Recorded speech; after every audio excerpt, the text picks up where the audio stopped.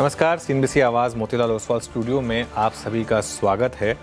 और मार्केट के लिए फिर ख़राब दिन। पहले वाली प्लेट रखिएगा क्योंकि उसमें आपको काफ़ी इंटरेस्टिंग चीज़ दिखाई देगी। ब्रेंट क्रूड अब $98 क्रॉस करने की तैयारी कर रहा है। हालांकि आज एक रिलीफ ये रहा कि डॉलर रुपये ने फ्रेश लो नहीं लगाया और 96.54 पे थोड़ा सपोर्ट ले रहा है, लेकिन निफ्टी 23,800 के उस क्रूशियल सपोर्ट के एकदम करीब है। और अब बाकी के इंडिसेस रखिएगा।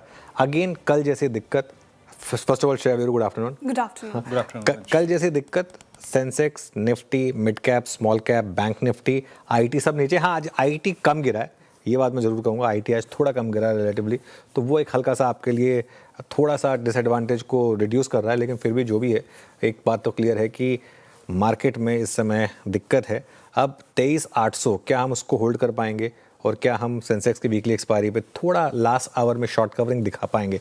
आई थिंक ये एक बड़ा सवाल होगा और एक रीजनेबल एक्सपेक्टेशन भी होगी। लेकिन देखते हैं बाजार के मन में क्या है। शो की शुरुआत करेंगे हेडलाइंस के साथ। ब्रेंट क्रूड के $98 के पार जाने से सहमा बाजार। रिकवरी की सारी कोशिशें हुई नाकाम। निफ्टी करीब 150 पॉइंट गिरकर 23,800 के करीब। बैंक निफ्टी ने किया गिरावट को लीड। एचडीएफसी बैंक, एसबीआई और आईसीआईसीआई बैंक ने फिर बनाया प्रेशर। मिड और स्मॉल कैप भी हुए पस्त। इंडिया विक्स में भी उछाल।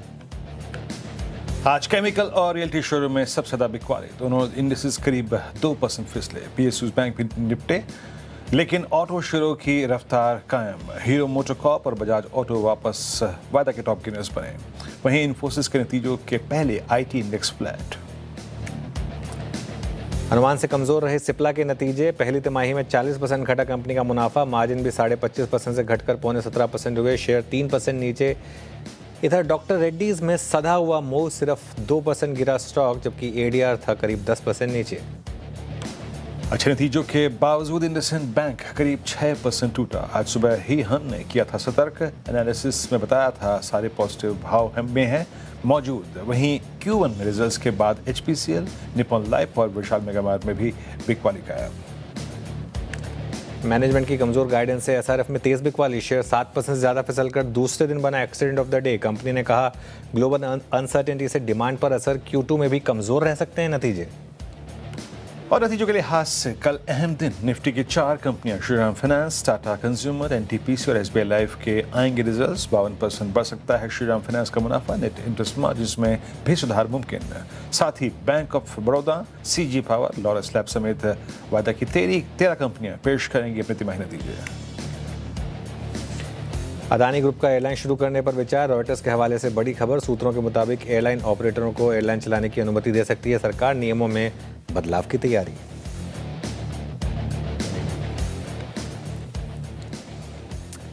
ओके, चलिए अब आते हैं मार्केट पर।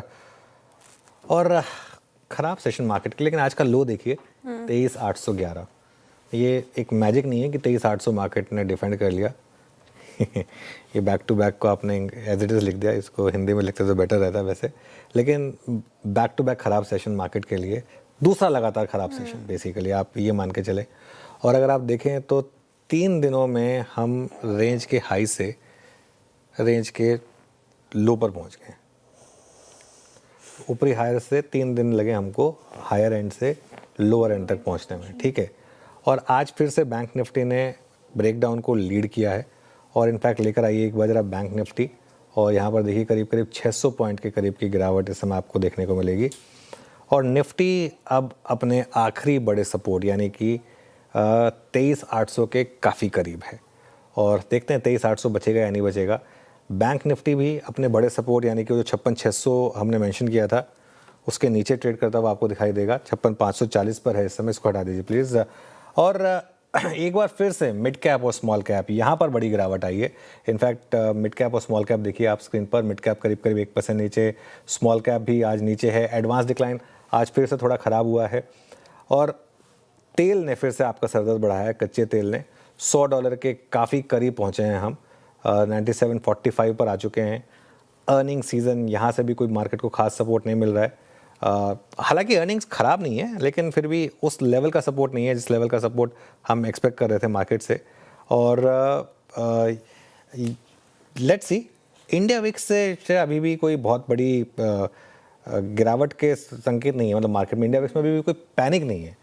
तो कई बार लगता है कि पैनिक क्यों नहीं है, कहीं ये मार्केट में बहुत ज़्यादा कॉम्प्लेसेंसी तो नहीं है। लेकिन जो भी है 23,800 को एक बार के लिए डिफेंड कर रहे हैं, लेकिन लेट्स वेट एंड वॉच आखिरी का 1.5 घंटा क्या लेकर आएगा हमारे लिए। राइट, आखिरी का 1.5 घंटा काफ़ी इंपॉर्टेंट होगा क्योंकि आज सेंसेक्स की वीकली एक्सपायरी और ऐसे में देखना होगा कि आधे घंटे के मूव आते हैं कि नहीं, जो अक्सर हम एक्सपायरी डेज में देखते हैं। Nifty, bank Nifty almost days low के आसपास और 23,811 का आज इंट्राडे लो। 23,800 का इंपॉर्टेंट लेवल बचाना ज़रूरी है, लेकिन बस एक स्पेस में आज थोड़ी बहुत खरीदारी होती हुई नजर आई, that is auto space. Auto space के चुनिंदा काउंटर्स ने काफ़ी अच्छा किया है, वहाँ पर एक अच्छी मजबूती थी, लेकिन ओवरऑल मार्केट काफ़ी वीक था। ब्रेथ वीक, आईटी पैक में भी हमें थोड़ी बिकवाली देखने को मिली, वहाँ पर भी काफ़ी प्रेशर, हालांकि फ्लैट ही रहा, लेकिन यहाँ पर देखिए मिड कैप और स्मॉल कैप में आज बिकवाली ज़्यादा थी। पिछले 3 दिनों से सर मार्केट ख़राब और 3 दिन से शॉर्ट करके ही लोगों ने प्रॉफिट बनाया है। आगे का टेक्सचर, आगे की रणनीति क्या शॉर्ट करके ही पैसा बनाने की होगी जिस तरीके से मार्केट दिख रहा है? अगर हाँ तो फिर कौन से लेवल्स इंपॉर्टेंट नज़र आ रहे हैं सर, अब क्या करना चाहिए?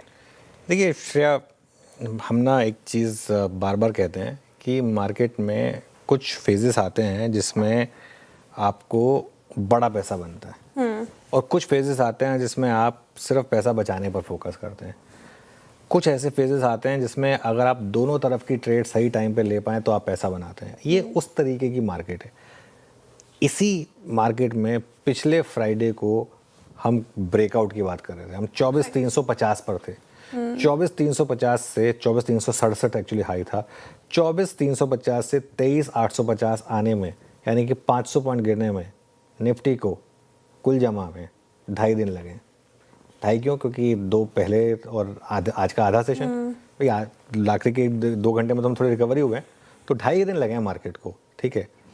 अब हु नोज कि अगले 2.5 दिन में आप वापस 24,300 पर पहुंच जाए। मतलब मैं ये नहीं कह रहा हूँ कि ऐसा होगा, लेकिन इसकी पॉसिबिलिटी रही। पिछले फ्राइडे को किसने सोचा था कि जब हम अगले थर्सडे की बात कर रहे होंगे तब हम 23,800 बचाने की फिर से कोशिश कर रहे होंगे, तब तो ये लग रहा था कि एक ब्रेकआउट आ गया। ये बात आपकी सही है कि बाजार में 3 दिन से पैसा जो है वो बेचकर बन रहा है। और इनफैक्ट अगर आप देखेंगे, कल सुबह से हमको एक सेंस बन गई थी कि अब हम लोअर एंड टेस्ट करने वाले हैं। जो जिस तरीके से आपने रिजेक्शन दिया था अपर एंड का, 2 दिन में वो कंफर्मेशन हो गया कि वो ब्रेकआउट फेल हुआ। और जब एक ब्रेकआउट फेल हो तो नॉर्मली आप रेंज के लोअर एंड में जाते, दूसरे एंड पे जाते हैं। तो इसके लिए दिक्कत क्या है कि बाजार के पास इस समय कोई बड़ा ट्रिगर नहीं है खरीदारी के लिए।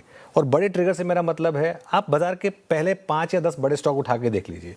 HDFC बैंक से शुरुआत करें, HDFC बैंक लेकर आइए एक बार, रिलायंस लेकर आइए, ICICI बैंक लेकर आइए, TCS लेकर आइए, इन्फोसिस लेकर आइए। इनमें से किसी स्टॉक के पास अभी चलने का ट्रिगर नहीं है। और सबसे डिसअपॉइंटिंग तो है ICICI बैंक। HDFC बैंक को तो आप फिर भी समझ सकते हैं कि एकदम खराब नंबर्स आए थे तो स्टॉक जा रहा था 52 वीक लो पर, वो तो हमारी बात हो गई थी। ICICI बैंक अच्छे नंबर पर भी नहीं चला, ठीक है। SBI, ये सब के सब स्टॉक्स जो हैं, थोड़ा सा अब IT पे मार्केट वापस दांव लेने की कोशिश कर रहा है। TCS चल रहा है लोअर लेवल से, ये नहीं पता मुझे कि ये कितना चलेगा, क्योंकि आज शाम को इन्फोसिस के नंबर्स आएंगे। अगर हाँ, ये एक चीज़ है, इन्फोसिस में ऑलमोस्ट अब हर कोई शॉर्ट साइड पर आ गया है। अगर इन्फोसिस की कमेंट्री हल्की से भी पॉजिटिव आ गई तो वो मार्केट के लिए पॉजिटिव हो सकता है। लेकिन मैं उनमें से हूँ जो कभी ऐसी चीज़ों को प्रीएम्प्ट करके नहीं जाना चाहता। आज शाम को इन्फोसिस के नंबर्स देख लेंगे, कल सुबह उनकी कमेंट्री पढ़ लेंगे, उसके बाद ही व्यू लेंगे इसके ऊपर, पहले से कोई व्यू नहीं लेंगे, ठीक है। तो कोई भी बड़ा इंडेक्स जो है ना वो हमारे लिए अप ट्रेंड में नहीं है, ये हमारी दिक्कत है। और जो पिछले फ्राइडे की रैली हुई थी ना, अब वो हमारे अगेंस्ट काम कर रही है। उससे क्या हुआ था, वो जो लोगों ने बैंकिंग नंबर से पहले बड़ी पोजीशनिंग बना ली थी बैंक्स में, और वो जो 1000 पॉइंट की रैली हो गई थी बैंक निफ्टी में, अगर आप एसेंशियली देखेंगे, आप उस दिन की रैली को हटा देंगे तो उसके बाद बैंक निफ्टी वहाँ से है नीचे, लेकिन वो जो रैली आ गई ना 58,500 तक जो आपको ले गई थी, उसने थोड़ा सा मार्केट में लॉन्ग पोजीशन भर दिए थे, उसका एक थोड़ा सा इम्पैक्ट है। एक वहाँ पे वो रीज़न है जो हमारे अगेंस्ट है। नतीजे भी मिले जुले ही हैं और कमेंट्री भी। सबसे बड़ा एग्जांपल है SRF। अच्छा, SRF कल गिरा, कल एक्सीडेंट ऑफ द डे बना, आज फिर एक्सीडेंट ऑफ द डे बना, और आज तो पूरी की पूरी गिरावट स्क्रीन पर प्ले हुई। कल तो चलिए फिर भी आप कह सकते हैं कि पहले से वीक था, आज तो खुला फ्लैट, और उसके बाद 2 दिन में 8-10% गिरा। लेकिन एक बात बताऊं मैं, इन सब का सार जो है ना, इन सब का सार वो है कच्चा तेल। At the end of the day, एक कहते हैं ना रीज़न, एक होता है कॉज, एक होता है correlation, ultimately it all boils down to Brent crude. यही ब्रेंट क्रूड अगर 70 पे आ जाएगा ना, यही हमको ट्रिगर मिल जाएंगे सारे के सारे स्टॉक्स के लिए पॉजिटिव। तब HDFC बैंक भी भागेगा खराब नंबर पर, ICICI बैंक भी रिवॉर्ड करेगा नंबर्स पर, बाकी सारी चीज़ों पे भी मार्केट को बेनिफिट ऑफ डाउट मिल जाएगा। इशू क्या होता है जब आपके अगेंस्ट एक इतना बड़ा मैक्रो खड़ा हो ना, नहीं हम जब स्टूडेंट्स थे ना इकोनॉमिक्स के, तो मैक्रो इकोनॉमिक्स और माइक्रो इकोनॉमिक्स हमने दोनों चीज़ें पढ़ी थी। मुझे माइक्रो इकोनॉमिक्स ज़्यादा अच्छा लगता था, लेकिन हमारे प्रोफेसर कहते थे कि मैक्रो की हमेशा ज़्यादा सिग्निफिकेंस होती है। मैं मैक्रो की बहुत कम बात करता हूँ, लेकिन जब हम मैक्रो की बात करते हैं, मैक्रो बस मैक्रो मतलब माइक्रो मतलब जैसे इन्फोसिस के नंबर इधर आ गए, HDFC बैंक के नंबर वहाँ आ गए, अब जैसे उज्जीवन स्मॉल फाइनेंस बैंक ने ROA की गाइडेंस बढ़ा दी तो वो भाग गया, बंधन बैंक ने ROA की गाइडेंस कम कर दी तो वो गिर गया। ये सब माइक्रो है। मैक्रो क्या है? मैक्रो होता है जो आपका एक पूरा एनवायरनमेंट होता है, जिसमें कि आपका कच्चा तेल हाइस पर है, डॉलर रुपी में इस तरीके का प्रेशर देख रहे हैं, बॉन्ड यील्ड जिस तरीके का वो आपको बता रहा है कि आगे जाकर इंटरेस्ट रेट हाइक का मार्केट को डर है। ये सब चीज़ें मैक्रो होती हैं, और ये एक विशेष साइकिल है, जो इस विशेष साइकिल में मार्केट इस समय फंसा हुआ है। खैर, अब आते हैं वापस माइक्रो पर, निफ्टी की अप्रोच पर आते हैं। निफ्टी पर सपोर्ट रहेगा आपका 23,750 से 23,850 का, ये लास्ट फ्रंटियर है बेसिकली, और रेजिस्टेंस रहेगी 23,950 से 24,050 की। एक चीज़ बता दूँ मैं आपको, अगर आपने बाई चांस आज एक्सपायरी भी है, अगर डे हाई निकाल दिया तो बहुत बड़ा पॉजिटिव होगा मार्केट के लिए। बेस केस नहीं है ये, लेकिन you never know on expiry day, specially अगर 23,800 बचा रहे हैं तो। बैंक निफ्टी पर 55,800 से 56,000 यहाँ पर आपका अगला सपोर्ट है, और रेजिस्टेंस अब रहेगी आपकी 56,700 से लेके करीब करीब 56,900, जो बेसिकली सपोर्ट का काम कर रहा था पहले, अब वो आपकी रेजिस्टेंस बन जाएगी। Very good afternoon. Stock specific क्या मूव्स रहे आज मार्केट में? बिल्कुल अनुज, गुड आफ्टरनून। बहुत अच्छे तो नहीं है, लेकिन इक्का दुक्का स्ट्रेंथ वाले स्टॉक्स भी हैं अनुज। फर्स्ट मैं रखूंगा जिस स्टॉक को जिसमें अच्छी मजबूती है, that's Manappuram finance. Gold NBFCs में अच्छा मूव नजर आ रहा है, 354.30 पे डे हाई की ट्रैजेक्टरी मार्केट ट्रेड करता हुआ, और इनफैक्ट ये इसके करियर की सबसे हाईएस्ट ट्रैजेक्टरी है। शानदार मूव यहाँ पे। और हालांकि आज दूसरी themes with in gold collapse हो रही हैं, for instance MCX, but Manappuram में स्ट्रेंथ है। जरा प्लीज़ वाई रखिएगा यहाँ पर, डे हाई पर और ऑल टाइम हाई पे ट्रेड कर रहा है, जहाँ स्ट्रेंथ है ना। दूसरा स्टॉक जहाँ मैं रखना चाहूँगा जहाँ पे कोलैप्स है वो है GE वर्नोवा। आपकी स्क्रीन पे आएगा बहुत दिनों बाद इस साइकिल में। ये आप समझिएगा कि जनवरी 2026 के बाद फाइनली अगर आप देखें इस रेंज को तोड़ता हुआ, रेंज मतलब पिछले 29 जून से, यानी फ्रेंकली स्पीकिंग अगर आप देखें तो 29 जून से यानी जुलाई की सीरीज़ का बेस तोड़ रहा है। ये तोड़ रहा है 100 डे एक्सपोनेंशियल एवरेज, और ये लास्ट टाइम इसने किया था 16 जनवरी के आसपास। तो यहाँ पे शॉर्टिंग थोड़ी सी लॉड होती हुई GE वर्नोवा पे, और कुछ कोलैप्सेस हैं आपकी स्क्रीन पे। एंजल वन इस वक्त आप देखिए तो आपकी स्क्रीन पे ह्यूज शॉर्टिंग, और अब फाइनली अगर आप देखें 100 EMA की रेंज को भी वायलेट करता हुआ। तो यहाँ पे प्रेशर है बहुत। तो मैं स्ट्रॉन्ग वाले स्ट्रक्चर्स बहुत दूंगा नहीं अनुज। यहाँ पे look at loading in angel one short side पे इन एक्सपायरी वीक ऑलमोस्ट 20 लाख शेयरों की एक्स्ट्रा ऑर्डिनरी लोडिंग यहाँ पे। अनुज, मैं वही देख रहा था US की बॉन्ड यील्ड्स, आप देखिए जिस तरीके से ऑलमोस्ट अब 4.67 की ट्रैजेक्टरी में है। एक तो हमारे खुद के समीकरण, अब क्या हमें US मार्केट के कोलैप्स को भी शायद विटनेस करना पड़ेगा आने वाले 2 सेशन में। और एक और चीज़ है अनुज, एक प्रश्न या एक बातचीत हमेशा होती है, क्या 4.67 की जो ये बॉन्ड यील्ड है ये US में लोग नहीं देख रहे होंगे? क्या ट्रम्प साहब नहीं देख रहे होंगे? क्या इस युद्ध को एक निर्णायक छोर पे लाने के बारे में वो सोच नहीं रहे होंगे? क्या इस पर भी थोड़ा सा फोकस करें क्या? बिल्कुल करेंगे वीरू, लेकिन इशू यही है कि वो जो आप देखते थे बचपन में कार्टून आता था कि बिल्ली के गले में घंटी बांधेगा कौन, जब तक कच्चा, ये हमारा व्यू है। जैसे हम आज सुबह बात कर रहे थे ना, हमारा एक व्यू है कि कच्चा तेल की फंडामेंटल वैल्यू $60 से $65 है, लेकिन हमारे चाहने से, कच्चा तेल देखिए प्लीज़, हमारे चाहने से नहीं होगा। वो शुरू में बोलते हैं ना, तुम्हारे चाहने से दुनिया नहीं चलती। तो अभी हम सब चाहते हैं कि कच्चा तेल 65-70 पर आ जाए, हम सब चाहते हैं ये वॉर ख़त्म हो जाए, हम सब चाहते हैं कि डोनाल्ड ट्रंप थोड़ा सा अब सुधर जाए, ठीक है। लेकिन अब ये सब विश लिस्ट है हमारी। वो भगवान भी कहेंगे ना, 3 विशेस आप क्या मांगते हो, अगर हम ये मांगेंगे तो भगवान कहेंगे तो ऐसी मांग लिया आपने, स्पेशली तीसरी वाली, वो तो मैं भी नहीं फुलफिल कर सकता। तो अब हम और आप, हम सब चाहते हैं कि ये युद्ध ख़त्म हो जाए। एक थ्योरी ये बन रही है, एक होप ट्रेड ये बन रही है कि वो उनके मिड टर्म इलेक्शन से पहले वो लड़ाई ख़त्म होगी US ईरान की। लेकिन दिक्कत क्या है, आज की डेट में हम एक बीच में एक फेज़ आया था जिसमें हमने इस बारे में बात करनी बंद कर दी थी। उसके बाद वो धीरे धीरे अगर लौटा भी तो चौथे या 5वें टेक में आने लगा। अब हम वापस आ गए जिसमें सुबह हम सबसे पहले अब इससे शुरुआत कर रहे हैं। जब तक सबसे पहले हम इस फैक्टर से शुरुआत करते रहेंगे तब तक थोड़ा सा तो मार्केट में ग्लोबल रिस्क बना हुआ रहेगा। चलिए आगे बढ़ते हैं। यस सर, इंटरेस्टिंग मैं दो स्टॉक्स देख रही थी। ये तो बात होगी ब्रेंट और पूरे जियोपॉलिटिकल टेंशन के बीच कैसे भारतीय बाजार कामकाज कर रहे हैं, लेकिन दो स्टॉक्स रखे, डॉक्टर रेड्डीज और इंडसइंड बैंक। मुझे याद है सर, डॉक्टर रेड्डीज सुबह आपने शॉर्ट करने से मना किया था और इंडसइंड बैंक अच्छे नंबर के बावजूद आपने लॉन्ग करने से मना किया था। सबसे पहले तो दोनों पे रणनीति एकदम सटीक बैठी सर, लेकिन ऐसा क्या क्यों बोला था आपने और एकदम से सटीक रणनीति स्क्रीन पे प्ले होती हुई नजर आई है? बिल्कुल, देखिए फिर आप, मैं एक चीज़ जिसके ना बहुत ज़्यादा अगेंस्ट हूँ ना, वो है जो हमारे अंदर लेथार्जी होती है ना, रात को एडीआर देखा और अपना व्यू बना लिया, एडीआर 10% नीचे शॉर्ट कर दो।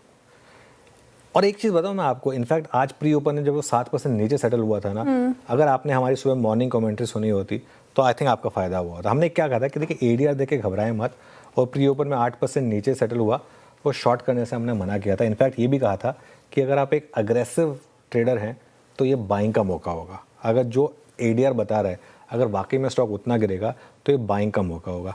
स्टॉक कल गिर चुका था, और अगर आप नंबर्स देखेंगे और कमेंट्री देखेंगे, वो समझ में आ रहा था कि रेवलिमिट में एक वन ऑफ हुआ है, उसकी वजह से नंबर खराब थे, उसके अलावा नंबर खराब नहीं थे। इनफैक्ट मैं आपको एक और बात बता देता हूँ, अगर तो ये ट्रम्प के टैरिफ वाला मामला नहीं आया होता ना, आज मैं सुबह उसको ग्रीन लेने वाला था, ठीक है, वो नंबर्स और कमेंट्री देखकर। लेकिन इशू ये है कि आप कहाँ पे बेचते हैं, कहाँ पे आपका पैसा बनता है at the end of the day. अब देखिए आप चार्ट देखिए, चार्ट आपको देख के बता रहा है, ये तो रेड दिख रहा है क्योंकि पूरे दिन रेड में रहा है, लेकिन 1101 पे खुल के 1165 तक आया है वो, है ना, 65 रुपये, 5-6% की रिकवरी है टेक्निकली अगर आप देखेंगे तो डॉक्टर रेड्डीज़ में। इंडसइंड बैंक की आपने बात की, देखिए इंडसइंड बैंक में हमने एक व्यू लिया था सुबह की, खुलते ही एक बेचने का व्यू था।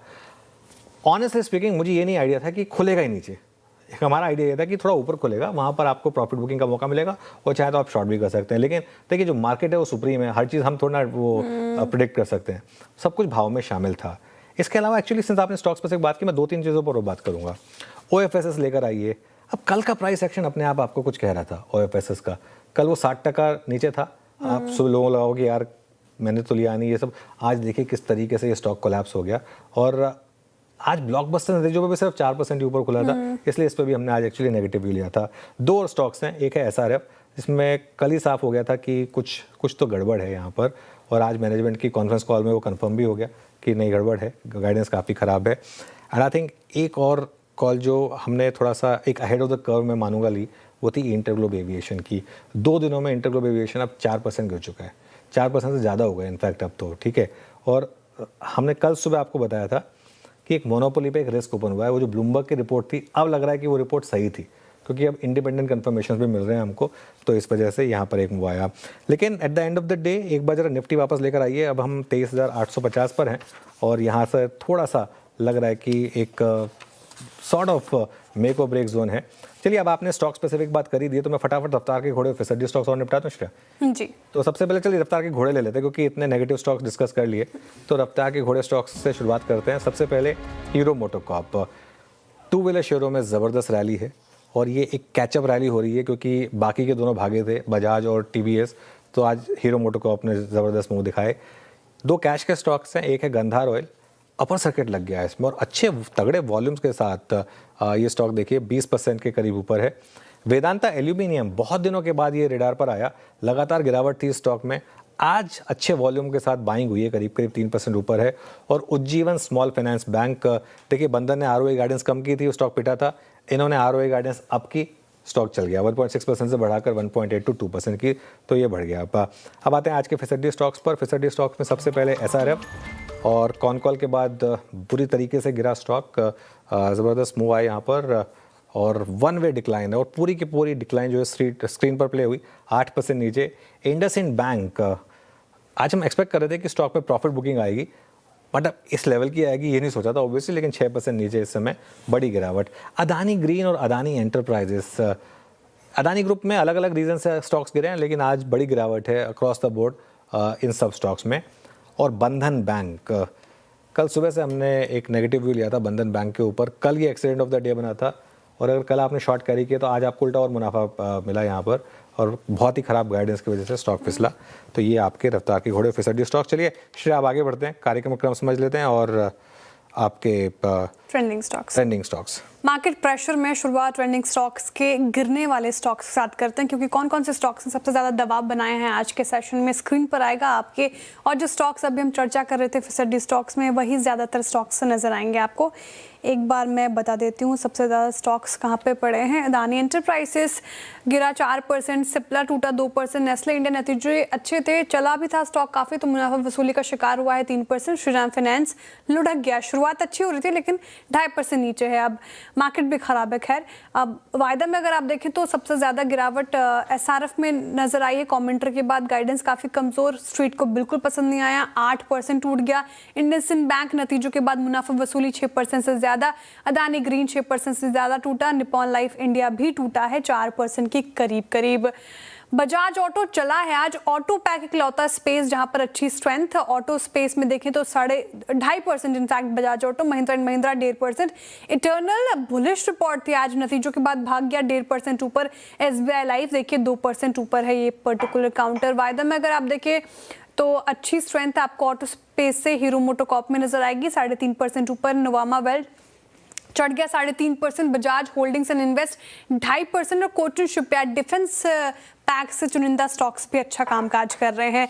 आगे बढ़ते हैं और समझाते हो कि कार्यक्रम में होगा क्या। फंडामेंटल राय देने के लिए हमारे साथ होंगे चोला सिक्योरिटीज के धर्मेश कांजी, टेक्निकल कॉल्स लेंगे हम प्रकाश गाबा, आशीष बहिती, कविता जैन, अरुण कुमार मंत्री, अमित सेठ और रुचित जैन जी से। 2:20 पर नूपुर बताएंगे आपको कि एसआरएफ में एक्सीडेंट क्यों हुआ है। 2:25 पर नूपुर ही बताएंगी कि सिप्ला और डॉक्टर रेड्डीज में गिरावट क्यों है।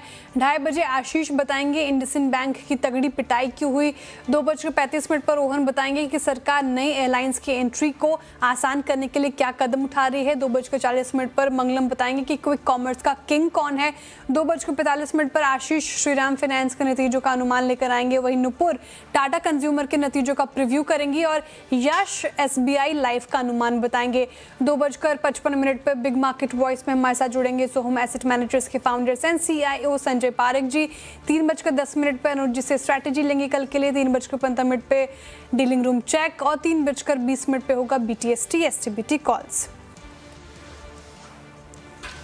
ओके चलिए, पैनल तैयार है हमारा और ट्रेड्स की शुरुआत करेंगे। गुड आफ्टरनून आप सभी को। गाबा सर, इस समय की trade. Good afternoon to you, panellist को भी गुड आफ्टरनून। स्टॉक का नाम है टीसीएस लॉन्ग। सेटअप के हिसाब से हायर टाइम फ्रेम पर इसमें लगता है जो बॉटम आउट है वो बॉटम आउट हो चुका, अपमूव मिला है और अपमूव ऑन है। ट्रेड करा है 2241 पर टीसीएस, मेरे ख्याल से 2230 का स्टॉप लगाएंगे, करीब 11 रुपए का स्टॉप है। टारगेट होंगे करीब 2270।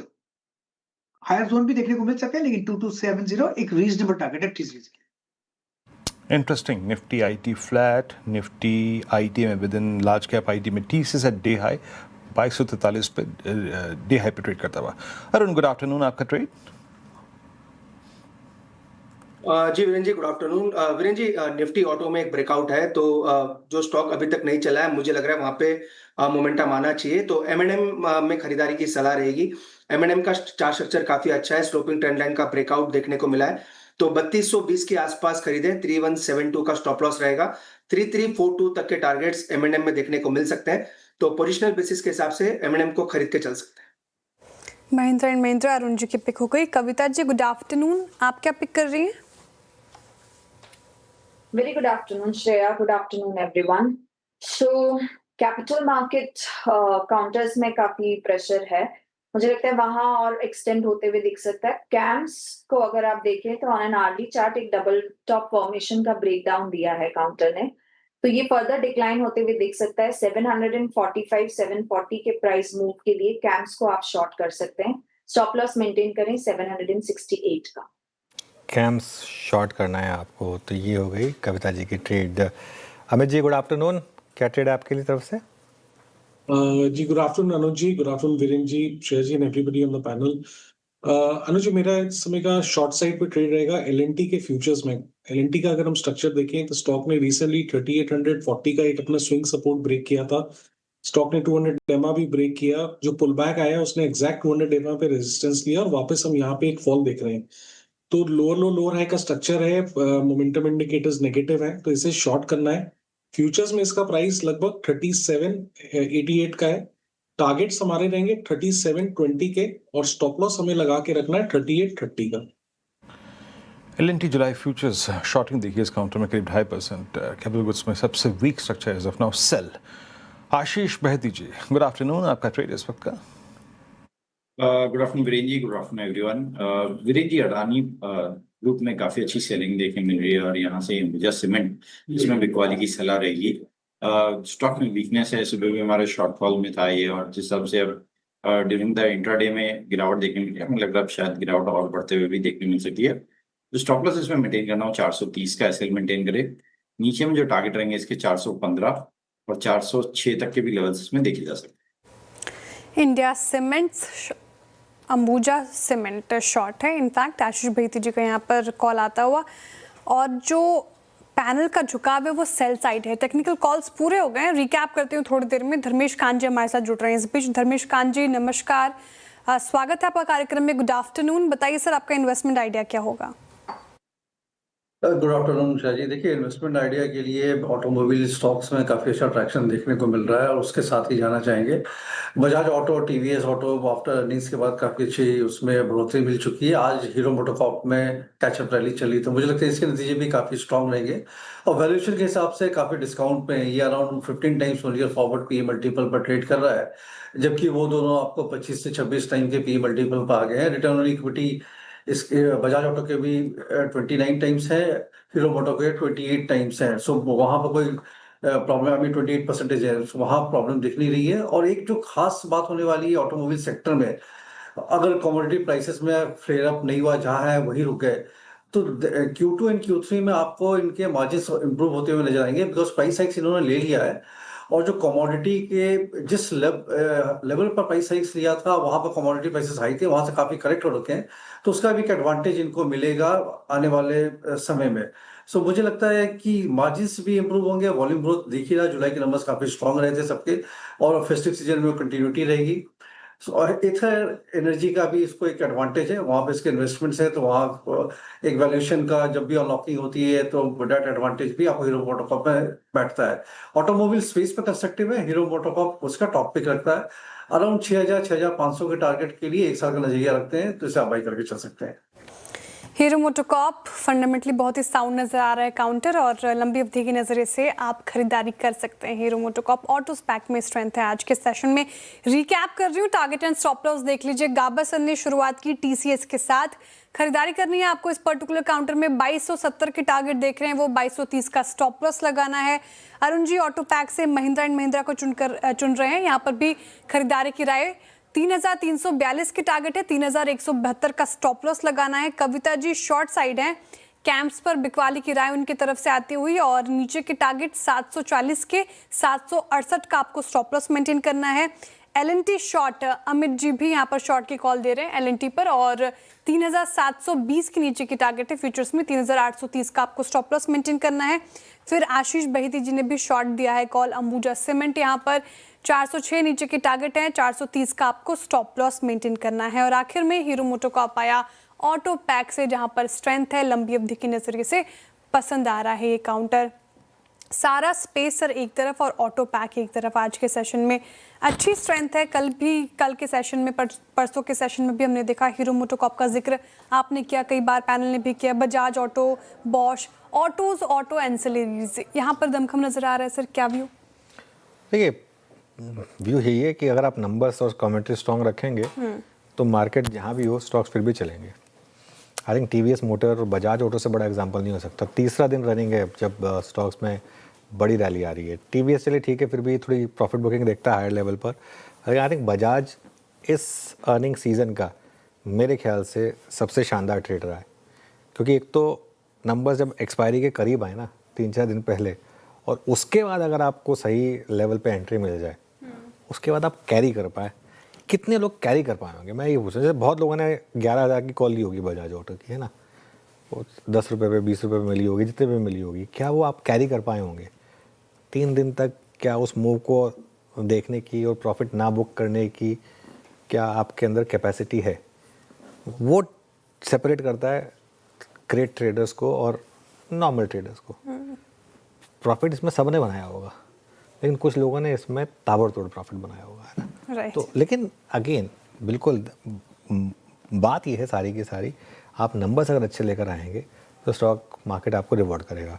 आई थिंक आयशर के नंबर्स नहीं आए हैं अब तक, है ना। अब अगला to watch out for will be Eicher Motors. I think कहीं ना कहीं मार्केट इस चीज़ को प्राइसिंग करने की कोशिश कर रहा है, और ये सब के सब स्टॉक में लग रहा है कि इस मार्केट में भी अपने हाइस के करीब है रादर देन लोज, तो अपने आप आपको बता रहे हैं कि इस पॉकेट में क्लियरली स्ट्रेंथ है।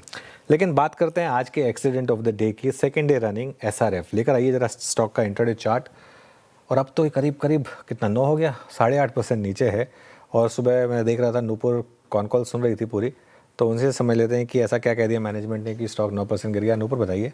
बिल्कुल सर, मैनेजमेंट की जो बॉडी लैंग्वेज थी वो थोड़ी काफ़ी वीक नज़र आ रही थी। मैनेजमेंट ने ये कहा कि FY27 में गाइडेंस मेंटेन कर लेंगे, लेकिन Q2 और Q3 जो है वो इम्पैक्टेड रहेगा। बड़ा सवाल यही होता है कि Q3 और Q2 और Q3 अगर Q1 से कमज़ोर रहेगा तो पूरा जो सेट ऑफ है वो Q4 में होगा। तो FY27 की जो गाइडेंस है वो मैनेजमेंट कह रहा है कि मेंटेन हो जाएगी, लेकिन मेंटेन होगी कि नहीं उस पर अब फिलहाल बाजार चिंता जो है वो जताता हुआ नजर आ रहा है। Q3 और Q2 और Q3 जो है वो काफ़ी कमज़ोर रहेगा। मैनेजमेंट ने क्लियर ये कॉन्फ्रेंस कॉल में कहा है। उनका मानना है कि ग्लोबल अनसर्टनिटी काफ़ी ज़्यादा है, जिसकी वजह से डिमांड जो है वो अनसर्टेन नजर आ रही है। प्राइसिंग पर इंपैक्ट देखने को मिल रहा है, डिमांड पर इंपैक्ट देखने को मिल रहा है। केमिकल का कारोबार हिस्टोरिकली भी Q2 और Q3 में कमज़ोर ही देखने को मिलता है, और इस बार तो हो सकता है थोड़ा ज़्यादा यहाँ पर जो है कमज़ोरी आती हुई नजर आए। हालांकि जो फार्मा केमिकल का कारोबार है वहाँ पर भी मैनेजमेंट ने कहा है कि जो वॉल्यूम की दिक्कत है, डिमांड की दिक्कत है वो Q1 में भी बरकरार थी और Q2 और Q3 में भी बरकरार रहेगी।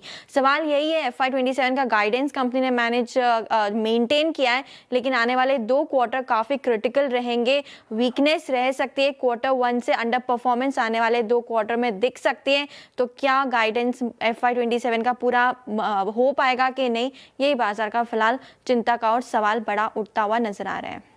निपुण, शुक्रिया आपका। धर्मेश, आपका सेंस क्या कहता है? ऑल दो कंपनी ने अपनी FY27 की गाइडेंस को अगर आप देखें डिविएट नहीं करा है, बट बात तो यही है ना कि जिन 2 क्वार्टर्स को लेके आप खुद स्केप्टिकल हैं, इन दैट केस आप मेंटेन कर पाएंगे नहीं कर पाएंगे फुल ईयर की डिजिट्स, ये एक प्रश्न चिन्ह है। और उसी पर आप देखें इतना वाइल्ड रिएक्शन है। आपका टेक SRF पे, क्योंकि एक लीड इंडिकेटर है ना ये इस पूरे स्पेस का। अगर आप देखिए बेंचमार्क स्टॉक है, इनकी कमेंट्री इसलिए अगर आप देखें महत्वपूर्ण भी होती है। UPL इसी को चेस कर रहा था कुछ दिनों से। आपका टेक इस नंबर पे है? गुड आफ्टरनून वीरेंद्र जी। देखिए, यहाँ पर जब मैनेजमेंट सामने से ही आपको कह रहे हैं कि अनिश्चितता के कारण Q2 एंड Q3 के वो प्रेडिक्शन नहीं दे सकते हैं, और अगर सब कुछ सेटल होता हुआ नजर आया, जियो पॉलिटिकल प्रॉब्लम सेटल होते हुए नजर आए, तो Q4 में पेंटअप डिमांड के कारण वो अपने गाइडेंस को बीट कर लेंगे। सप्लाई करना होता प्रॉब्लम नहीं होता केमिकल के बिजनेस में, स्पेशलिटी केमिकल में, तो वो आई मीन वॉल्यूम डिस्पैच की कंस्ट्रेंट साइज उनको ज़्यादा नहीं रहेगी अगर एवरीथिंग इज नॉर्मल। सो ऐसे माहौल में जब मैनेजमेंट खुद ही अनिश्चितता से घिरे हुए हैं, तो एज एन एनालिस्ट आप कैसे कॉल ले सकते हैं? जो धंधा करने वाला वो सामने से बोल रहा है कि प्रॉब्लम आ सकती है। हालांकि अगर सिर्फ नंबर्स को देखिए, Q1 के नंबर्स काफी अच्छे रहे थे, बट सिंस ये श्योर नहीं है तो स्किप करने में ही भलाई है। गिर गया इसलिए अट्रैक्टिव लग रहा है, बाई कर लें, तो वो कभी कभी बड़ा गलती हो सकती है वहां पे। RF अभी फिलहाल अवॉइड है। काफ़ी कमज़ोर कमेंट्री और गाइडेंस कमज़ोर, उसका एक रिएक्शन, गंभीर रिएक्शन हम देख रहे हैं। 8.5% डाउन स्टॉक। चलिए वक्त हो रहा है कैश कॉल्स का। कैश कॉल्स लेंगे हम अमित सेठ जी से, कविता जी से और गाबा सर से। अमित जी बताइए, कैश में कौन सा काउंटर? जी श्रेया जी, इस समय मैं जाऊंगा NTPC ग्रीन के साथ। NTPC ग्रीन ने वीकली सपोर्ट से रिवर्सल दिखाया, 10 और 20 डेमा रिगेन किया है। थोड़ा सा इंट्राडे हाइज जरूर गिव अप किए हैं, बट यहाँ पे वॉल्यूम्स काफी अच्छे हैं और एक अच्छे जोन से रिवर्सल आ रहा है, तो इसे बाय करना है। स्टॉप लॉस लगभग हमारा यहाँ रहेगा 93 रुपीज का और टारगेट्स रहेंगे 104 के। ओके, NTPC ग्रीन 9668 पे आपका बाय कॉल है। कविता जी, आपकी कैश कॉल? या वीरेंद्र जी, सो एक अच्छा सेटअप बन रहा है लक्ष्मी ऑर्गेनिक्स में। काउंटर ने बहुत अच्छे पिछले 8-10 वीक के कंसोलिडेशन का ब्रेकआउट दिखाया है। अपसाइड मोमेंटम 1 से 185 के ऊपर लिटिल सस्टेन होता है, तो प्राइस मूव 200 एंड 210 तक जाते हुए दिख सकते हैं। स्टॉप लॉस मेंटेन करें 172 का और नजरिया रखना चाहिए शॉर्ट टर्म का। ओके, गावा सर आपके पिक कैश में? मेरे ध्यान से थंगामलया ज्वेलर्स पर है मेरे पास। थंगामलया ट्रेड कर रहा है 6,914। टॉप लगेंगे 6,815, 14 ही लगा, 100 रुपीज का, लेकिन टारगेट होगा 7,200। पॉसिबल है थंगामलया। ओके, तंगामाइल ज्वेलरी, गावस्कर को पसंद आ रहा है कैश में काउंटर, शानदार मूव्स यहाँ पर भी। एक बार ब्लूस्टोन ज्वेलरी भी दिखाइएगा, इसके भी नंबर्स आए थे और शानदार तेजी के साथ अभी भी कारोबार करता हुआ नजर आएगा। सुबह तो ठीक ठाक कर रहा था, अच्छा ऊपरी स्रोत से फिसल गया, अब 2% नीचे काउंटर। अच्छा, फार्मा सेक्टर पर आते हैं, यहाँ पर तो नजरें आई उस बड़े अनाउंसमेंट के बाद, लेकिन कल डॉक्टर रेड्डीज के नतीजे आए और उसके बाद आज सिप्ला के नतीजे ने बाजार को काफ़ी निराश किया है। नतीजों में ऐसा क्या आ गया जो दोनों स्टॉक्स आपको प्रेशर में नजर आएंगे? सिप्ला 1.5%, डॉक्टर रेड्डीज 1.5%। एक बार फिर से नुपुर के पास चलते हैं और समझने की कोशिश करते हैं दोनों स्टॉक्स में हुआ क्या आखिर। नुपुर बताएं। बिल्कुल, नतीजे आए, हालांकि दोनों स्टॉक में आप देखेंगे तो आपको निचले स्तरों से रिकवरी नजर आएगी। डॉक्टर रेड्डीज के कमजोर नतीजों की उम्मीद थी, कमजोरी नतीजा है, लेकिन मैनेजमेंट की कमेंट्री में से कुछ पॉइंटर्स ऐसे हैं जो पॉजिटिव की तरफ इंडिकेट करते हैं, स्पेशली आने वाले 2 क्वार्टर्स को लेकर। पहले नंबर्स बता देती हूँ। मुनाफा देखे तो ऑलमोस्ट 70% की कमजोरी यहाँ पर आती हुई दिखिए। रेवेन्यूज में 6% की कमजोरी नजर आएगी। कामकाजी लेवल पर मुनाफा देखें तो 55% इस क्वार्टर में नीचे। मार्जिन भी ऑलमोस्ट 25% मार्जिन का अनुमान था, 12.5% के मार्जिन से इस क्वार्टर में आते हुए नजर आए। लेकिन कमेंट्री की बात करें तो मैनेजमेंट ने सबसे पहले तो यही कहा है कि रॉ मटेरियल के प्राइसेस का इंपैक्ट आने वाले क्वार्टर्स में भी नजर आएगा। ऊपरी लेवल पर तो मार्जिन पर इंपैक्ट देखने को मिल सकता है, लेकिन सेमाग्लूटाइन सप्लाई जो है, जो फिलहाल इंपैक्टेड है, वो दोबारा H2 में मजबूत होने की उम्मीद है। FY27 के लिए 20% मार्जिन का गाइडेंस कंपनी ने यहाँ पर रखा है और इसे बरकरार रखा है। अगर सेमाग्लूटाइन का जो है उस प्रोडक्ट है उसे एक्सक्लूड कर दें तो 20% के मार्जिन यहाँ पर देखने को मिल सकते हैं। FY27 में 27 नए प्रोडक्ट लॉन्च करने की योजना है। अक्टूबर नवंबर तक सेमाग्लूटाइन की सप्लाई भी बाकी के देशों में जो है वो शुरू होती हुई नजर आएगी। डिमांड काफ़ी अच्छी है इस प्रोडक्ट को लेकर और कुछ देशों में तो इनफैक्ट आउट ऑफ स्टॉक भी जाते हुए नजर आया है।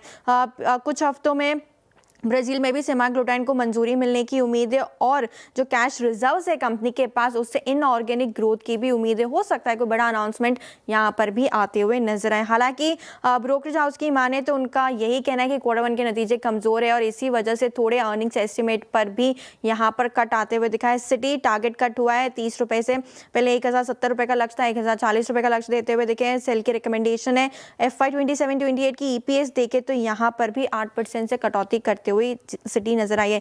जेफरीज का भी मानना है कि FY27 से 29 का जो आय का अनुमान है वो घटा दिया, 1 से 15% तक को घटाते हुए नजर आए। एक इंपैक्ट देखने को मिला है Q1 के नतीजों में, लेकिन मैनेजमेंट की कमेंट्री में 2-3 चीजें ऐसी थी जो कि पॉजिटिव फिलहाल नजर आ रही है और इसीलिए शायद स्टॉक जो है वो थोड़ा रिकवर होते हुए भी नजर आया। सिप्ला की बात करें तो यहाँ पर भी कमजोर Q1 की उम्मीद थी, क्योंकि बेस में एक जो दवा थी उसका इम्पैक्ट था, उसकी वजह से आपको नंबर्स जो है वो कमज़ोर नजर आएंगे ऑपरेशनल बेसिस पर। लेकिन रेवेन्यू के तौर पर हाईएस्ट एवर क्वार्टर कंपनी ने दर्ज किया है। 2% की बढ़ोतरी रेवेन्यूज में आती हुई दिखी है। मुनाफा देखिए 40% की कमजोरी है। मार्जिन भी घटकर आते हुए नजर आए। ऑलमोस्ट 17% के मार्जिन इस क्वार्टर में कंपनी ने किए, 17% की उम्मीद भी थी। लेकिन भारत का जो कॉन्ट्रीब्यूशन है अब टोटल रेवेन्यू में वो बढ़कर 48% हो गया है। US का 22% है। अफ्रीका की बात करें तो 14% है और इसके अलावा यूरोप और इमर्जिंग मार्केट से 14% का कॉन्ट्रीब्यूशन अब वहां से आता है। मैनेजमेंट की कमेंट्री इसमें देखें तो मैनेजमेंट का मानना है कि US में कमजोरी होने के बावजूद कंपनी ने रिकॉर्ड लेवल पर रेवेन्यू दर्ज किया, क्योंकि इंडिया की रेवेन्यू जो है वो काफ़ी स्ट्रांग रही है, डोमेस्टिक कारोबार काफ़ी स्ट्रांग है। US का भी उनका मानना है कि आने वाली जो पाइपलाइन है वो काफ़ी स्ट्रांग है। मंजूरी 186 प्रोडक्ट्स को आने वाले क्वार्टर्स में मिलती हुई नजर आ सकती है। R&D का जो खर्च है वो बरकरार है और जिसकी वजह से आगे चल के उन्हें टर्न अराउंड क्वार्टर भी देखने को मिल सकता है। बैलेंस शीट काफ़ी मजबूत है। नेट कैश देखे तो ऑलमोस्ट 9,500 करोड़ का आपको नजर आएगा। मैनेजमेंट का मानना है कि नॉर्थ अमेरिका में आगे चलकर अच्छी ग्रोथ देखने को मिल सकती है। तो दोनों की कमेंट्री में कुछ पॉजिटिव इंडिकेशन यहाँ से नजर आ रहे हैं। जी, फार्मा पे नुपुर ने बात की ब्रेथलेस, है ना, बिना सांस लिए बीच में। शुक्रिया नुपुर इस पूरी बातचीत के लिए। हालांकि डॉक्टर रेड्डी से प्ला के हम बारे में बात बहुत कर चुके हैं, लेकिन एग्जैक्टली अगर आप देखें नंबर्स कैसे रहे उस पर अगर आप देखें पूरा स्पष्टीकरण। अच्छा, मैं विषय को थोड़ा चेंज करना चाहूँगा। अनुज, भगवान किसी ना किसी को भेज ही दे रहा है 23,800 को बचाने के लिए। लीजिए निफ्टी IT कम से कम 100 पर आ गया, है ना, किसी ना किसी को नहीं लग रहा था थोड़ा देखकर निफ्टी IT थोड़ा सा रिकवरी के मोड में। आई थिंक TCS TCS थोड़ी सी हेल्प कर रहा था मार्केट की। और देखिए 23,800 इतनी आसानी से नहीं टूटेगा, अगर देखिए टूटना इवेंचुअली तो टूटेगा, लेकिन पहला टेस्ट एक बार तो सक्सेसफुल होता है, डिफेंड होता है एक बार। 23,805 का लो था हमारा 9 जुलाई का, और आज हम 23,811 का लो लगा कर आए हैं। तो लेट्स सी अभी 50 मिनट बाकी हैं वैसे मार्केट क्लोज होने में, तो बहुत ज़्यादा जल्दी नहीं इसको इसीलिए ज़्यादा कुछ celebrate कहूँगा करते नहीं। हैं। हाँ, ज़्यादा नहीं कहेंगे हाँ, लेकिन ना मार्केट की ब्रेथ बहुत ख़राब हुई है पिछले 2 दिनों में। अच्छा, एक और चीज़ आपको बताऊं, आज एक और चीज़ जो बहुत ख़राब लग रही है मुझे, आज आप नेस्ले का मुंह देखिए मार्केट में। आज कोई कारण नहीं था नेस्ले का ना चलने का, गिरना तो छोड़ ही दीजिए, 3% नीचे आज नेस्ले। मतलब कल जितनी रैली नहीं हुई उससे आज गिर गया, जबकि नंबर्स इतने शानदार आए थे। तो ये थोड़ा सा एक और आपको बता रहा है कि कुछ दिक्कत है मार्केट में एक आध स्टॉक्स में। इसके अलावा अदानी ग्रुप स्टॉक्स में आई थिंक दिक्कत आ रही है, वो थोड़ा सा मार्केट के लिए प्रेशर कर रहा है। तो ये कुछ दिखते हैं। चलिए काम करते हैं वीरो, एक इंटरेस्टिंग स्टोरी पे आते हैं। मेरे ख्याल से आज की सबसे बड़ी कॉर्पोरेट डेवलपमेंट आज की क्या पिछले 2 दिनों की यही है कि क्या एयरलाइंस में एक और बड़ा प्लेयर एंटर करने वाला है। एक क्या 2 एक्चुअली, लेकिन एक पे सबकी नज़र रहती है, अदानी ग्रुप। क्यों? क्योंकि अब तक एक रूल था कि अगर आपके पास एयरपोर्ट है तो आप एयरलाइन नहीं ला सकते हैं, लेकिन सरकार शायद इन नियमों को चेंज करने जा रही है। रोहन के पास चलते हैं, इस स्टोरी को रिविजिट करते हैं। Rohan, good afternoon. जी गुड आफ्टरनून। जो सूत्र हमें बता रहे हैं कि सरकार चाहती है कि जो एविएशन में मोनोपोली है या डुओपोली है वो खत्म हो, और इसके लिए कुछ रूल्स में वो ट्वीक करना चाह रहे हैं।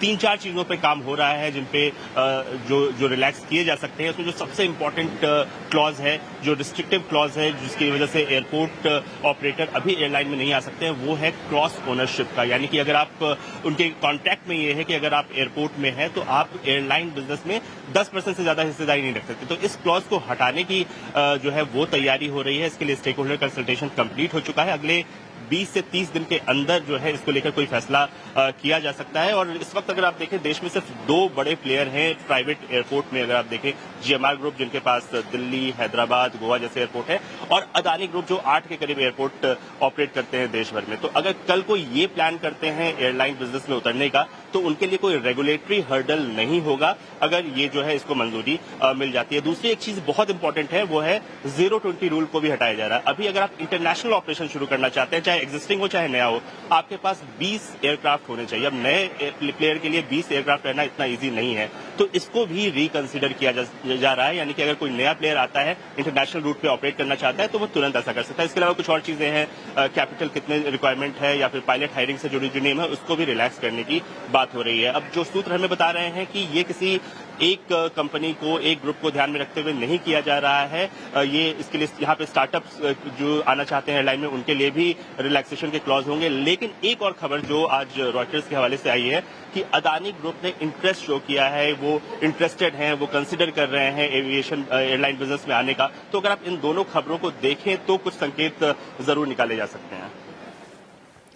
शुक्रिया रोहन जानकारी के लिए। इंटरेस्टिंग और बहुत ही इंपॉर्टेंट खबर ये, जो कि लगातार आप CNBC आवाज़ पर सुबह से देख रहे हैं, समझ पा रहे हैं। और इंटरग्लोब एविएशन पर अब ये तलवार लटकती हुई, इनफैक्ट मोनोपोली खतरे में है, उसका एक असर देखने को मिल रहा है। एक बार सर समझना चाहूँगी आपसे भी, कितना बड़ा इम्पैक्ट आप देख पा रहे हैं, क्योंकि सबके पास एक ही ऑप्शन अभी तक तो इंटरग्लोब एविएशन है। अगर अदानी ग्रुप की एंट्री हो जाती है एविएशन स्पेस में तो कंपटीशन बढ़ जाएगा।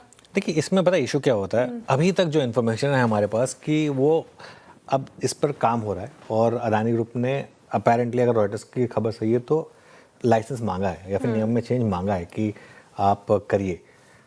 अभी तक हमको ये नहीं पता है कि क्या Adani group full fledged commercial airline बनना चाहता है, या फिर जैसे कुछ कंपनियों, अगर आपको चार्टर प्लेन भी चलाने होते हैं, आपके पास खूब सारे प्लेन्स हैं अपने प्राइवेट यूज़ के लिए, लेकिन अगर आपको उनको कमर्शियल यूज़ के लिए थोड़ा चार्टर चलाने हैं तो उसके लिए भी आपको अप्रूवल चाहिए होता है। क्या ये उसके लिए है? क्या ये अपने आप को कुछ एक पर्टिकुलर वर्टिकल तक रिस्ट्रिक्ट रखना चाहते हैं, या फिर एक फुल फ्लेज्ड एक कोई स्ट्रगलिंग एयरलाइन खरीद कर इंडिगो के कंपटीशन बनना चाहते हैं? ये नहीं पता। अगर लास्ट वाला है कि इंडिगो के लिए फुल फ्लेज्ड कंपटीशन आने वाला है, तो फिर इंडिगो के लिए एक बड़ा डी रेटिंग का रिस्क ओपन होगा। आई थिंक कल सुबह से हमने ये बात करी थी, है ना, कि इस बार जो इंडिगो गिरा, ये कच्चे तेल की वजह से थोड़ा ना गिरा है। अब जैसे कल जो गिरा था वो इंडिगो, वो कच्चा तेल तो पहले भी ऊपर जा रहा था, तब भी इंडिगो स्ट्रांग था ना। आज बार जो इंडिगो गिरा है वो इस वजह से गिरा है क्योंकि ये एक नया रिस्क ओपन हुआ है।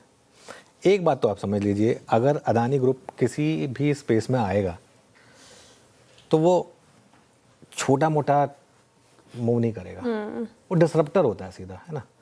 हालांकि जरूरी नहीं है कि उनके हर मूव सक्सेसफुल हो। सीमेंट में वो आए नहीं हुआ ना सक्सेसफुल मूव, लेकिन हो सकता है कि इसमें एक बार के लिए डिसरप्शन आएगा। डिसरप्शन किसी भी इंडस्ट्री में मोनोपोली प्लेयर के लिए, और डिओपोली भी क्या मोनोपोली है, हम में से हर कोई इंडिगो ही बुक करता है झक मार के, नहीं भी जाना होता तो भी क्योंकि पता है कि टाइम पे यही पहुंचाएगा।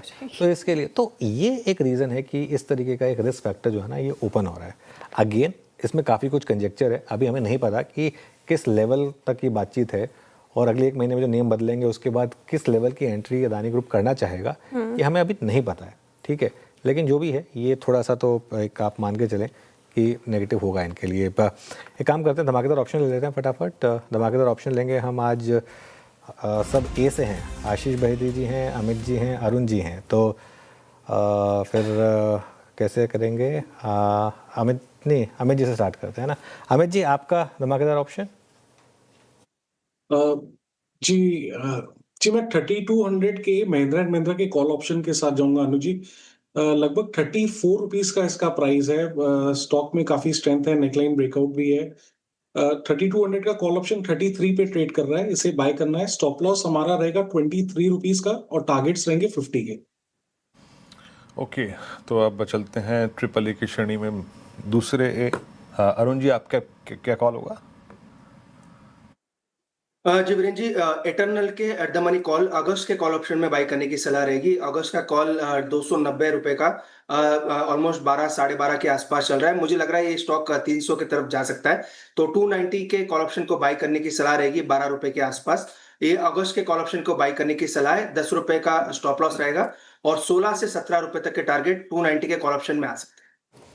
इटर्नल नतीजे काफ़ी पसंद आए बाजार को, और ब्रोकरेजेस का भी बड़ा थम्स अप 75% के अपसाइड नजर आ रहे हैं, तो यहाँ पर अच्छे मूव्स हैं, ये रखे आप रेडार पर। आशीष बहेती जी आप बताइए ऑप्शंस में क्या चुना आपने? श्रेया जी, एक्सिस बैंक यहाँ पे गिरावट अच्छी खासी देखने मिल रही है, तो 1220 की जो पुट है उसमें खरीदारी की सलाह रहेगी। 9 रुपए पे ट्रेड कर रही है। स्टॉप लॉस इसमें 6 रुपए का मेंटेन करना है। ऊपर में 15 रुपए तक के टारगेट्स इसमें देखे जा सकते हैं। ओके, चलिए तो ऑप्शंस की ट्रेड पूरी हो गई। अब बात करते हैं ब्लिंकिट की। कल नंबर्स आए थे इटर्नल के, याद रखिएगा। कल प्राइमा फेसी नंबर्स ख़राब लगे, लेकिन उसके बाद स्टॉक शुरू में गिरा, फिर अच्छी रिकवरी आई और जो मैनेजमेंट की कमेंट्री थी वो भी काफ़ी पॉजिटिव लगी। इटर्नल का स्टॉक दिखा दीजिए प्लीज़ एक बार। और आज भी सुबह स्टॉक में अच्छी रैली हुई, हालांकि ऑफ हाइज हुआ है ये, लेकिन ब्लिंकिट अब क्लियरली क्विक कॉमर्स की रेस में काफ़ी आगे निकल चुका है और ब्लिंकिट का एबिटडा 100 करोड़ के पार पहुँच चुका है। जब जोमेटो ने इसको एक्वायर किया था तब ग्रोफर्स नाम था ना इसका, और तब बहुत लोगों को लगता था कि इन्होंने गलत एक्विजिशन किया। आज एक ऐसी स्टेज है जिसमें ज़्यादातर इनकी वैल्यूएशन जो है ब्लिंकिट की वजह से है। एक बार बंगलम के पास चलते हैं और जानते हैं इस क्विक कॉमर्स की रेस में कैसे इटर्नल या फिर ब्लिंकिट सबसे आगे निकल रहा है। मंगलम बताइए प्लीज़। तो जब भी किसी इंडस्ट्री में कोई डिसरप्शन होता है, बहुत बड़ी अपॉर्चुनिटी निकल के आती है और बहुत सारे प्लेयर्स जो जिस इंडस्ट्री में घुसने की कोशिश करते हैं, वहाँ एक धुरंधर रहता है, वो अपने फर्स्ट मूवर एडवांटेज, अपनी इकोनॉमीज ऑफ स्केल और सबसे इंपॉर्टेंट अपनी एग्जीक्यूशन कैपेबिलिटी की वजह से सबसे आगे रहता है, और इसी को शायद मोट कहते हैं। अगर आप ब्लिंकिट के नंबर्स देखें, उनके जो नेट ऑर्डर वैल्यू है पहले क्वार्टर के 17,000, कुल ऑर्डर करीब 33 करोड़, एक्टिव ग्राहक करीब 3.25 करोड़, टोटल स्टोर नेटवर्क जो है 2400 के ऊपर है, टोटल फुटप्रिंट जो है 19 मिलियन स्क्वायर फीट है। ये अगर आप देखें तो किसी बड़े रिटेल कंपनी के कंपैरिजन में भी आ सकते हैं, और आप बाकी सब उनके डेटा पॉइंट्स भी देखें तो ये सारी चीज़ें दर्शाती है इकोनॉमीज ऑफ स्केल। सबसे पहले तो उनका जो ग्रोथ है वो 80-60% पे चल रहा है, एनओवी का ग्रोथ ईयर ऑन ईयर, और जैसे जैसे उनका ग्रोथ बढ़ रहा है वैसे वैसे उनके पैसे बढ़ रहे हैं। तो ये इन्फ्लेक्शन पॉइंट जब आया था थर्ड क्वार्टर में, जब उन्होंने 4 करोड़ का एबिटा किया था, वो बढ़ के 40 करोड़ हो गया फोर्थ क्वार्टर में, और वो बढ़ के 102 करोड़ हो गया फर्स्ट क्वार्टर में। तो ये जो ग्रोथ का पेस है, अब जैसे जैसे ये सेक्टर बढ़ता जाएगा वैसे वैसे इनके पैसे बढ़ते जाएंगे और वो उनका स्ट्रेटेजिक मोट बनता जाएगा। और कंपनी ने काफ़ी पॉलिश्ड कमेंट्री भी दी है। अगर आप देखें तो मार्जिन उनके बढ़ गए हैं 5 से 6%, और सबसे बड़ी बात, सबसे इंपॉर्टेंट चीज़ क्विक कॉमर्स में एग्जीक्यूशन होती है। क्या मेरे पास जो असॉर्टमेंट मैंने मंगाया है वो 10 मिनट में मेरे घर पे पहुंचेगा या नहीं, उसके लिए जो डार्क स्टोर नेटवर्क है वो क्या कर रहे हैं। उनका जो 1 करोड़ का कैपेक्स है वो 2.5 करोड़ का हो गया है, लेकिन जो नेट ऑर्डर वैल्यू 7 लाख की थी वो 11 लाख की हो गई है, और ये अपना इन्वेंट्री खुद अपने पास रखते हैं। तो उसमें अगर आप 3.5% का वर्किंग कैपिटल भी बता दें तो कंपनी ने वर्किंग दी है कि प्री टैक्स ROCE उनका 41% के आसपास है। तो ये डेफिनेटली जैसे जैसे डार्क स्टोर्स आ रहे हैं उनके रिटर्न भी बढ़ रहे हैं, तो ज़्यादा तगड़ा होते जा रहा है ये बिजनेस। और आगे जाके उनके स्ट्रेटेजिक मोड्स भी देखें तो करीब 3,000 करोड़ का इन्वेस्टमेंट उन्होंने ऑलरेडी कर दिया है। इन्वेंट्री ओनरशिप उनकी खुद की है, तो उससे उनको ज़्यादा मार्जिन भी मिलते हैं। और जो उनके पुराने ग्राहक हैं, इन्होंने बताया कि भले ही कंपटीशन कितना भी आ जाए, हर क्वार्टर 50% ग्राहक उन्हीं के पास रहते हैं, और ये जो पुराने ग्राहक है बाकी सब ग्राहकों से 3 गुना ज़्यादा खर्च करते हैं। तो ये मार्जिन एक्रीटिव भी हैं। और उसके बाद बियॉन्ड अभी जो इन शहरों में है उससे बियॉन्ड 30 शहरों में ये विस्तार कर रहे हैं, और एग्जिस्टिंग शहरों में प्रीमियम कलेक्शन पर फोकस कर रहे हैं। तो ये सारी चीज़ें ग्रोथ को दर्शाती है। और FY26 के नंबर्स की बात करें, क्योंकि अभी तक फर्स्ट क्वार्टर के नंबर्स ना स्विगी या जेप्टो के आए हैं, तो FY26 में भी देखें तो ये करीब 1000 मिलियन का कुल ऑर्डर करते हैं। इन दोनों को ऐड करें तो ब्लिंकिट के हो जाते हैं। स्टोर संख्या उनकी 2200 के आसपास है, इन दोनों को ऐड करें तो ब्लिंकिट के हो जाते हैं। और ऑर्डर्स भी अगर बाकी सबके ऐड करें तो बेसिकली अगर डिसरप्शन क्विक कॉमर्स है तो उस डिसरप्शन का धुरंधर ब्लिंकिट है। ब्लिंकिट है क्लियरली हर पैमाने पर आगे। शुक्रिया मंगलम जानकारी के लिए और इंटरेस्टिंग डेटा पॉइंट्स रखने के लिए। ब्लिंकिट आई गेस सब जितना टाइम दिखाता है उस समय में पहुंचाता है। अब ये तो टाइमिंग क्विक फास्ट भी है काफ़ी। ब्लिंकिट क्लियरली आज हीरो, और शुक्रिया मंगलम डेटाज के लिए। अब हमारे साथ जुड़ रहे हैं पैनल में रुचित जी। रुचित जी गुड आफ्टरनून, स्वागत है आपका कार्यक्रम में। शुरुआत आपकी ट्रेड से बताइए, क्या चुना है आपने? Very good afternoon. Max financial short side की ट्रेड के लिए चुना है। एक क्लियरली जो रेंज पिछले 3 महीने में स्टॉक ने बनाई थी वो रेंज का सपोर्ट ब्रेक हुआ है, और वो लो टॉप लो बॉटम का स्ट्रक्चर ये स्टॉक ने बनाया है। सो यहाँ पे हम एक्सपेक्ट कर रहे हैं कि स्टॉक में और यहाँ से गिरावट आ सकती है, और ओवरऑल ब्रॉडर मार्केट्स का भी ट्रेंड थोड़ा नेगेटिव ही लग रहा है। सो मैक्स फाइनेंशियल सर्विस के फ्यूचर्स में अभी करंट भाव पे शॉर्ट करने की सलाह रहेगी। 1527 के स्टॉप लॉसेस रख के, और 1460 के टारगेट्स इसमें एक्सपेक्ट कर सकते हैं। ओके, मैक्स फाइनेंशियल यहाँ पर आप चाहें तो एक शॉर्ट ट्रेड ले सकते हैं। चलिए एक काम करते हैं, अब 4 का चौका इसकी शुरुआत कर लेते हैं। सस्ता ऑप्शन ट्रेड लेंगे अरुण मंत्री जी से, उसके बाद चलेंगे हम आशीष बहेती जी के पास FNO सुपरस्टार के लिए, गावस्कर के पास चार्ज का चमत्कार के लिए, और मिड कैप फंडा के लिए धर्मेश जी हैं हमारे साथ। तो अरुण जी बताइए आपका सस्ता ऑप्शन। जी अनुसार DLF के पुट ऑप्शन को खरीदने की सलाह है। अगेन ये ऑप्शन भी अगस्त सीरीज का ही रहेगा। 630 के पुट ऑप्शन को खरीदने की सलाह रहेगी। कहीं ना कहीं DLF में एक बड़ा ब्रेकडाउन दिख रहा है। मुझे लग रहा है स्टॉक 620 की तरफ जा सकता है, तो 630 के कॉल ऑप्शन को खरीदे। 23 रुपए के आसपास चल रहा है। 18 रुपए का स्टॉप लॉस लगाना है, और 34 तक के टारगेट 630 के अगस्त के कॉल ऑप्शन में आ सकते हैं। ओके, यहाँ पे DLF 630 की पुट भी आपको लेनी है। आशीष बैती जी के पास चलते हैं फिर सुपरस्टार के लिए। आशीष क्या पिक कर रहे हैं आप?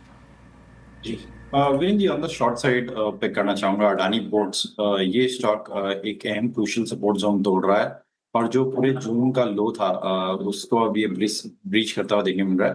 तो यहाँ बिकवाली की सलाह है, जो स्टॉप लॉस इसमें मेंटेन करना है वो 1795 का SL मेंटेन करे। नीचे में लगता है इसमें 1750 और 1720 तक के भी लेवल्स देखने मिल सकते हैं। Adani ports short, meanwhile market days low में अब 180 अंक नीचे 23,815 पर काफ़ी प्रेशर फिलहाल मार्केट में। चार्ट का चमत्कार, गावस्कर आपने क्या चुना है?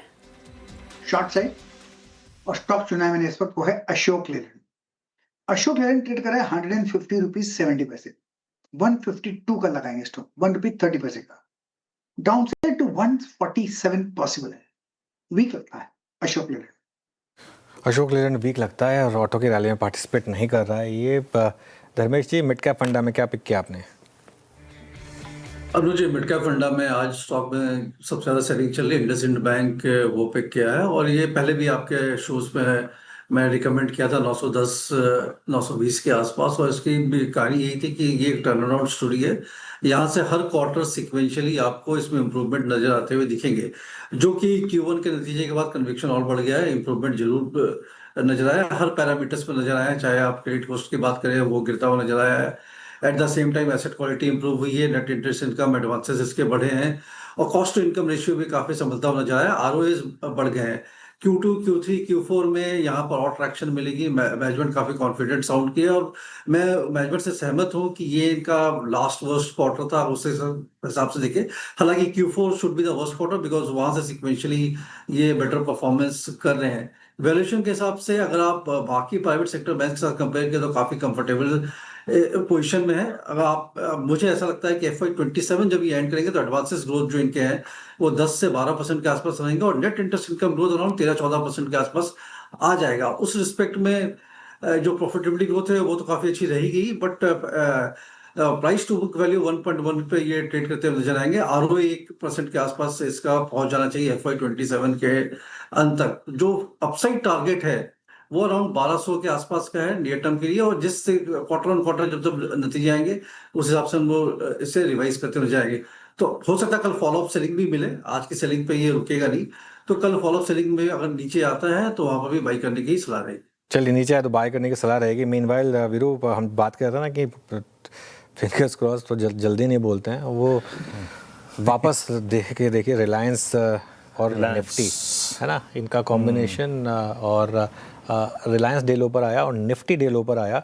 अब देखते हैं 23,800 बचेगा या नहीं बचेगा, और कंट्रीब्यूशन रखिएगा एक बार जरा निफ्टी का, और निफ्टी के कंट्रीब्यूशन में देखिए आप सबसे बड़ा इम्पैक्ट अब रिलायंस डाल रहा है, 36 पॉइंट का contribution, ICICI bank 18 point, HDFC bank 16 point और SBI 15 पॉइंट, ये सब मिलाकर मार्केट को कंट्रीब्यूट करते हुए ये।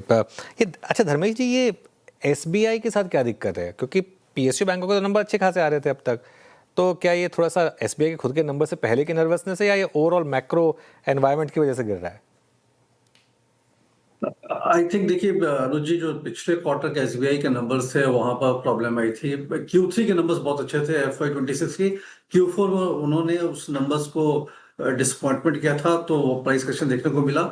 मुझे लगता है अभी दोनों, एक तो मैक्रो हेडविंड जो चल रहा है जिस माहौल में है, अनुज जी देखिए सबसे बड़ी बात इस मार्केट की क्या लगा, आप नंबर्स को देखें एक्स निफ्टी तो सारे नंबर्स बहुत स्ट्रांग आ रहे हैं, और एक ही फैक्टर ये सेलिंग मार्केट में क्रिएट कर रहा है, दैट इज जियोपॉलिटिकल इशू। वो नोइंग ट्रम्प जी, ये किसी समय भी चेंज हो सकता है, तो अगर वो सिचुएशन हट जाए तो बिजनेस पर से में कहीं पर कोई प्रॉब्लम नहीं आ रही है, ये एक आर्टिफिशियली इंड्यूस्ड प्रॉब्लम है rather than structural economic problem. तो ये एक डिस्कनेक्ट में थोड़ा जो ट्रेडिंग पोजीशंस होते हैं काफी swiftly move in move out करते हैं, तो मुझे लगता है कि SBI में वो फैक्टर प्ले आउट हो रहा है। बट पब्लिक सेक्टर बैंक्स में जो अदर बैंक्स हैं वो बेहतर विकल्प है SBI से। मुझे नहीं लगता कि बहुत अच्छे नंबर्स आएंगे इस क्वार्टर में भी SBI के, थोड़ा म्यूटेड परफॉर्मेंस ही आपको दिखेगा। ओके, चलिए काम करते हैं, अब कल आने वाले नंबर्स की बात करेंगे। एक्शन पैक डे है कल, तो चुनना पड़ा हमें आज की किन किन के प्रीव्यू करेंगे हम। कल निफ्टी में Shriram finance, SBI life, Tata consumer और NTPC इनके नंबर्स आएंगे। वायदा में भी CG पावर समेत 13 कंपनियों के नंबर्स आएंगे। आज हमारे साथ नंबर्स का प्रीव्यू करने के लिए नूपुर, यश और आशीष जुड़े हैं। तो शुरुआत करते हैं नूपुर के साथ। नूपुर, टाटा कंज्यूमर क्या एक्सपेक्ट करती है? सर एक्सपेक्टेशन है कि 12% की रेवेन्यू ग्रोथ यहाँ पर देखने को मिल सकती है। हो सकता है जो चाय का कारोबार है, टी, डोमेस्टिक टी, वहाँ पर जो वॉल्यूम ग्रोथ है वो इस क्वार्टर में फ्लैट रह सकती है। तो इंटरेस्टिंग क्वार्टर रहेगा, नजर रहने वाली है रेवेन्यू ग्रोथ पर। 12% की उम्मीद यहाँ पर लेके चल रहे हैं। कामकाजी लेवल पर मुनाफा देखें तो 19% की ग्रोथ यहाँ पर भी आती हुई नजर आ सकती है। मार्जिन के लिहाज से 100 बेसिस पॉइंट का इंप्रूवमेंट यहाँ पर आते हुए नजर आ सकता है। 14% के मार्जिन इस क्वार्टर में देखने को मिल सकते हैं। मुनाफा देखें तो 400 करोड़ के आसपास आते हुए नजर आ सकता है। 34% की ग्रोथ यहाँ पर 20% की ग्रोथ यहाँ पर देखने को मिल सकती है। लेकिन डोमेस्टिक चाय का जो कारोबार है वहाँ पर वॉल्यूम ग्रोथ इस क्वार्टर में फ्लैट रह सकती है। और इनफैक्ट वैल्यू ग्रोथ की भी बात करें, मोस्ट ऑफ द ब्रोकरेजेस का मानना है कि नेगेटिव वैल्यू ग्रोथ यहाँ पर आती हुई दिख सकती है। जिस हिसाब से प्राइसेस बढ़े उसके बाद एक इम्पैक्ट देखने को मिल सकता है। लेकिन दूसरी तरफ इंटरनेशनल टी बिजनेस की बात करें तो यहाँ पर लो डबल डिजिट ग्रोथ क्वार्टर 1 में आती हुई नजर आ सकती है। इंडिया का जो फूड बिजनेस है वहाँ पर नजर रहेगी, 17% की ग्रोथ लेके चल रहे हैं। टाटा सॉल्ट में करीबन 9% की ग्रोथ देखने को मिल सकती है और वॉल्यूम्स यहाँ पर 9% की ग्रोथ आती हुई नजर आ सकते हैं। नरिश्को का जो कारोबार है 30% की वैल्यू ग्रोथ यहाँ पर देखने को मिल सकती है और जो टोटल इंटरनेशनल बिजनेस है वहाँ पर 20% की ग्रोथ आती हुई नजर आ सकती है। कंपनी ने जो एक्विजिशंस किए थे कैपिटल फूड और ऑर्गेनिक इंडिया का, वहाँ से भी अच्छी खासी ग्रोथ की उम्मीद है। 30% की ग्रोथ यहाँ पर देखने को मिल सकती है। तो 12% की रेवेन्यू ग्रोथ की उम्मीद है। 100 बेसिस पॉइंट से मार्जिन सुधर सकते हैं इस क्वार्टर में, 14% के आसपास रहने की उम्मीद है। ओके, ये था टाटा कंज्यूमर का। डॉक्टर साहब, टाटा कंज्यूमर के नंबर्स के बाद जरा एक बार निफ्टी प्लस ब्रेंट क्रूड ले आइए। ब्रेंट क्रूड अब 98.4, ब्रेंट अब 4.5% ऊपर है, ऑलमोस्ट शायद 9900 की ट्रैजेक्टरी आपको नजर आएगी आज शायद। क्रूड 98.4। खैर आगे चलते हैं। Shriram finance, one of the best price performer NBFCs में, इसके बारे में बात करते हैं। आशीष, क्या एक्सपेक्टेशन है इस बार? बढ़िया एक्सपेक्टेशन है और ये स्टॉक ऐसा है जिसने एक्सपेक्टेशंस पर डिलीवर किया है। पिछले कई क्वार्टर्स से अगर आप देखें तो लगातार अच्छे नंबर्स देखने को मिल रहे हैं और इस बार भी मार्केट का अनुमान है कि decent set of performance, in fact थोड़ी सी बढ़िया ही आप समझ सकते हैं। पिछले साल के मुकाबले आप देखें तो जो नेट इंटरेस्ट इनकम है इसमें आपको बढ़िया 25% का इजाफा नजर आएगा। 7,228 करोड़ ये मार्केट का अनुमान है। ऑपरेटिंग प्रॉफिट वाइज आप देखें तो 40% की बढ़त आपको देखने को मिल सकती है और टोटल मुनाफा 52% बढ़ेगा, ये पिछले साल है। लेकिन खास बात अगर आप देखें तो जो AUM की ग्रोथ है ये पिछले साल के मुकाबले 15% और सीक्वेंशियल तौर पर देखें तो 4% की बढ़त देखने को मिलेगी। निम्स जो कि प्रीवियस क्वार्टर में 10.5% के थे वो 11% देखने को मिल सकते हैं। कुल जो ऑपरेटिंग मार्जिन्स है ये 30 बेसिस पॉइंट सीक्वेंशियल तौर पर बढ़कर करीब 9.4% देखने को मिलेंगे। लेकिन क्रेडिट कॉस्ट आप देखें तो थोड़ा सा इंचअप करेगा 5 बेसिस पॉइंट सीक्वेंशियल तौर पर, लेकिन कंफर्टेबल लेवल है 1.95% का। और ख़ास बात अगर आप देखें तो इनकी CV सेगमेंट है और जो टू व्हीलर है यहाँ पर कैसी प्रॉफिटेबिलिटी देखने को मिल रही है, असेट क्वालिटी कैसी है, इसके ऊपर ज़्यादा फोकस रहेगा। नंबर्स तो बढ़िया आएंगे, नंबर्स तो बढ़िया आएंगे यहाँ पर। और CG पावर भी एक्सपेक्ट, वहाँ से क्या एक्सपेक्ट करें आशीष? CG पावर में एक तो स्टॉक काफ़ी ज़्यादा बड़ा रनअप दिखा चुका है, लेकिन खास बात आप देखें तो ग्रोथ आएगी। हो सकता है कि मार्केट को ग्रोथ के आंकड़े पसंद नहीं आए, इसके पीछे ब्रोकरेजेस ने अलग अलग तर्क समझाए हैं। एक तो खास बात है आप देखें तो जो ग्रोथ है इसमें हल्का सा धीमापन देखने को मिल सकता है क्योंकि इनकी जो ट्रांसफार्मर्स की कैपेसिटीज़ है इसको रैंप अप होने में समय लगता है। तो हर बार ऐसा नहीं है कि प्रीवियस क्वार्टर के मुकाबले आपको बड़ी बढ़त देखने को मिलेगी, लेकिन फिर भी ठीक ठाक 25-26% की top line growth most brokerages बता रहे हैं। 3,629 करोड़ के आसपास का आंकड़ा है। एबिटा ये 381 करोड़ था पिछले साल, जो कि 491 करोड़ देखने को मिलेगा। मार्जिन स्टेबल है और मार्जिन में देखिए कॉस्ट इन्फ्लेशन के बावजूद थोड़ी सी जो प्राइस हाइक इन्होंने की है की सेगमेंट्स में, इसका बेनिफिट है। 13.5% पर बिल्कुल बरकरार है और टोटल मुनाफे में देखें तो 32% की बढ़त यहाँ पर आपको देखने को मिल सकती है। इंडस्ट्रियल सेगमेंट है जिसमें स्लाइट वीकनेस है, लेकिन मार्केट पहले से जानता है, पता है, सभी ब्रोकरेजेस ने मेंशन कर रखा है। और इनका जो मोटर बिजनेस है यहाँ पर इन्होंने प्राइस हाइक लिया तो इसी का इम्पैक्ट मैं आपको बता रहा था कि मार्जिन पर है, स्टेबल है 13.5% पर, नंबर ठीक ठाक है। ओके, श्रीराम फाइनेंस के नंबर अच्छे आएंगे, वही CG पावर के नंबर ठीक ठाक आएंगे। अब SBI लाइफ के नतीजों से क्या अनुमान है ये समझ सकते हैं यश से। यश बताएं। वेल, SBI लाइफ अपने नतीजे कल प्रस्तुत करता दिखेगा और मैं नतीजे क्या एक्सपेक्टेड है वो नतीजों के बारे में बताता हूँ, पर अंत में एक ऐसा डिसाइडर भी बताऊँगा या एक जो जिन्होंने कॉल लेना है स्टॉक पे उनके लिए एक हैक भी बताऊँगा जो इस नतीजों में एक बड़ा इम्पॉर्टेंट रोल प्ले करेगा। सबसे पहले अगर नतीजों की और नंबर्स की बात करें तो न्यू बिजनेस प्रीमियम में 22% का ग्रोथ एक्सपेक्टेड है। जो नंबर हम सोच रहे हैं वो होगा 8,905 crore rupees. Annualise premium equivalent यानी कि APE में 35% का ग्रोथ एक्सपेक्टेड है। नंबर यहाँ पे रह सकता है 5,348 करोड़ रुपीस। रिटेल बिजनेस जो है वो भी 14% से ग्रोथ होता हुआ दिखेगा। अब एक जो अच्छा फैक्टर रहेगा जो एक्सपेक्टेड है ब्रोकरेजेस के द्वारा वो ये है कि जो वैल्यू कंपनी डिराइव करेगी कि स्ट्रॉन्ग टॉप लाइन से वो 32% का ग्रोथ दिखा सकती है। जो नंबर हम सोच रहे हो 1434 करोड़ आ सकता है ये क्वार्टर में। अब वो एक हैक या डिसाइडर की बात की जाए तो वो मार्जिन्स रहेंगे। जो एक्सपेक्टेशंस है कंसेंसस ब्रोकरेजेस में से और हमारा जो पोल थ्रो अप कर रहा है वो ये हो सकता है कि जो मार्जिन है वो 60 basis points year on year कम होते हुए दिखे, यानी कि नंबर जो आ सकता है वो है 26.8% वर्सेस 27.4%। पर अगर इसके विपरीत VNB मार्जिन्स कहीं भी 27.4 से 28 के बीच में या उसके ऊपर आते हुए दिखे तो एक ये बड़ा फैक्टर हो सकता है कल स्टॉक मूवमेंट में अपसाइड के फेवर में। तो ऑफकोर्स ये नंबर सबसे इंपॉर्टेंट होगा जो कि VNB मार्जिन्स होगा। एक्सपेक्टेशन है 60 बेसिस पॉइंट्स का डिक्लाइन 26.8%, पर अगर 27.5% के ऊपर आता है तो वो नंबर काफ़ी पॉजिटिव होगा और वो एक सरप्राइज होगा स्ट्रीट के लिए। ओके, चलिए तो VNB मार्जिन पर नज़र रहेगी बेसिकली। ये हो गई यश की तरफ से एक अपडेट SBI लाइफ पर। सोहम एसेट मैनेजर्स के फाउंडर और CIO संजय पारिक जुड़ गए हमारे साथ। Sanjay ji good afternoon. क्या करें इस मार्केट में, बहुत थकाने वाली मार्केट, एक जैसे कहते हैं कि ऐसा भी नहीं है कि कोलैप्स कर रही है लेकिन कोई रैली टिक भी नहीं रही है, आपका क्या व्यू होगा?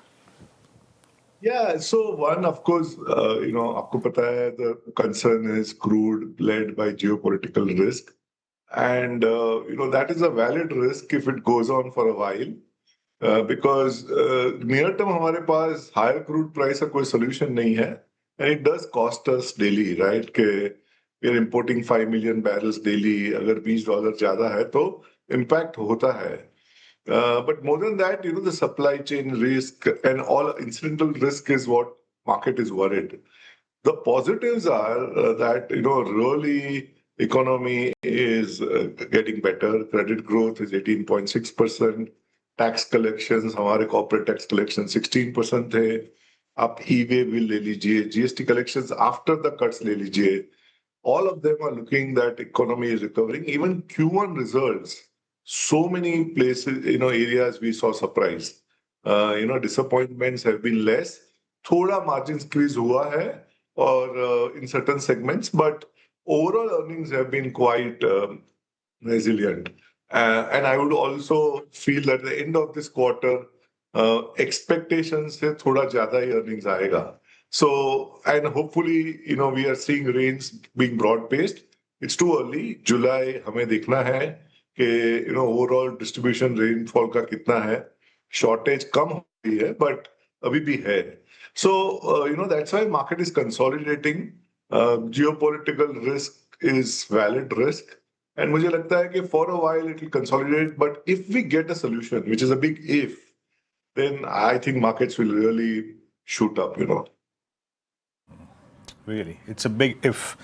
संजय जी, अब बात करते हैं कुछ ऐसे नंबर्स जो बहुत स्ट्रॉन्ग रहे और बीते एक साल में कंपनियों के प्रोडक्ट पोर्टफोलियो में चेंज आया है, डिमांड एनवायरनमेंट में चेंज आया है और कंज्यूमर डिमांड में चेंज आया है. मैं बात कर रहा हूँ ऑटो की, है ना.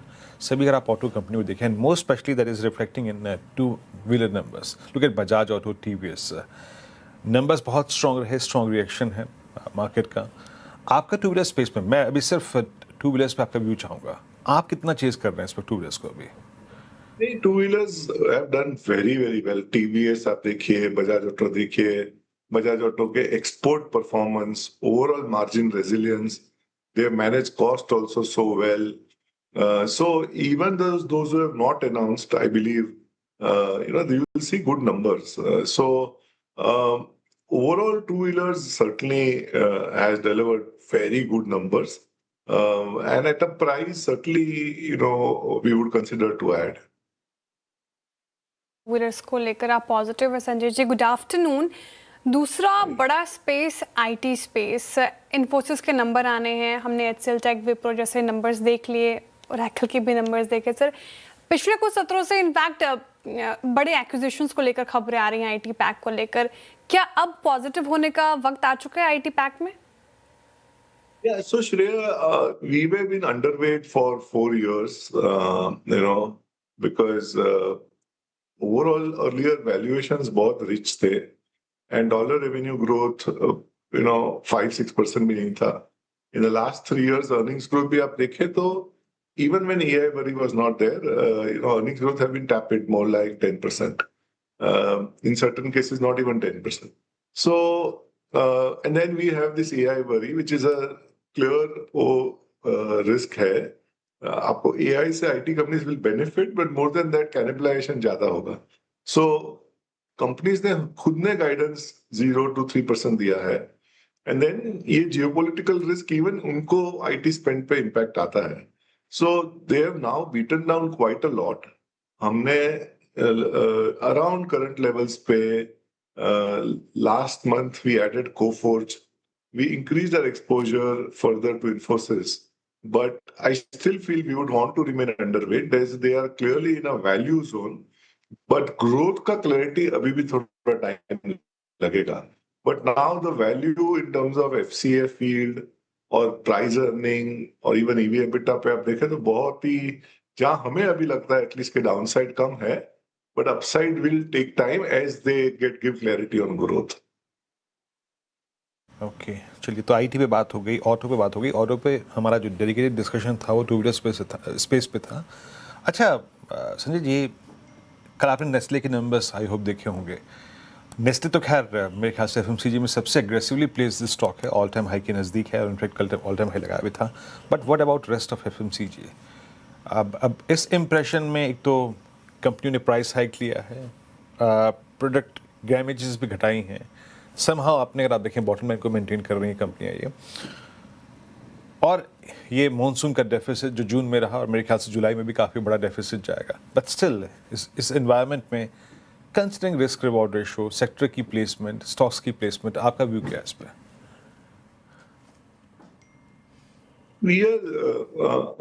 वीरेंद्र जी, हमारे पास एफएमसीजी नहीं है, we are zero on FMCG, but हमारा कंजम्पशन काफी रिप्रेजेंटेशन हाई है। So on the FMCG, yes, some of them have delivered very good numbers, but still we think valuations are still not so reasonable, and growth rates have delivered after this quarter. आपने अभी cover किया, but Tata Consumer tomorrow should be well. But overall, we still feel that risk return from a valuation perspective, we are not comfortable.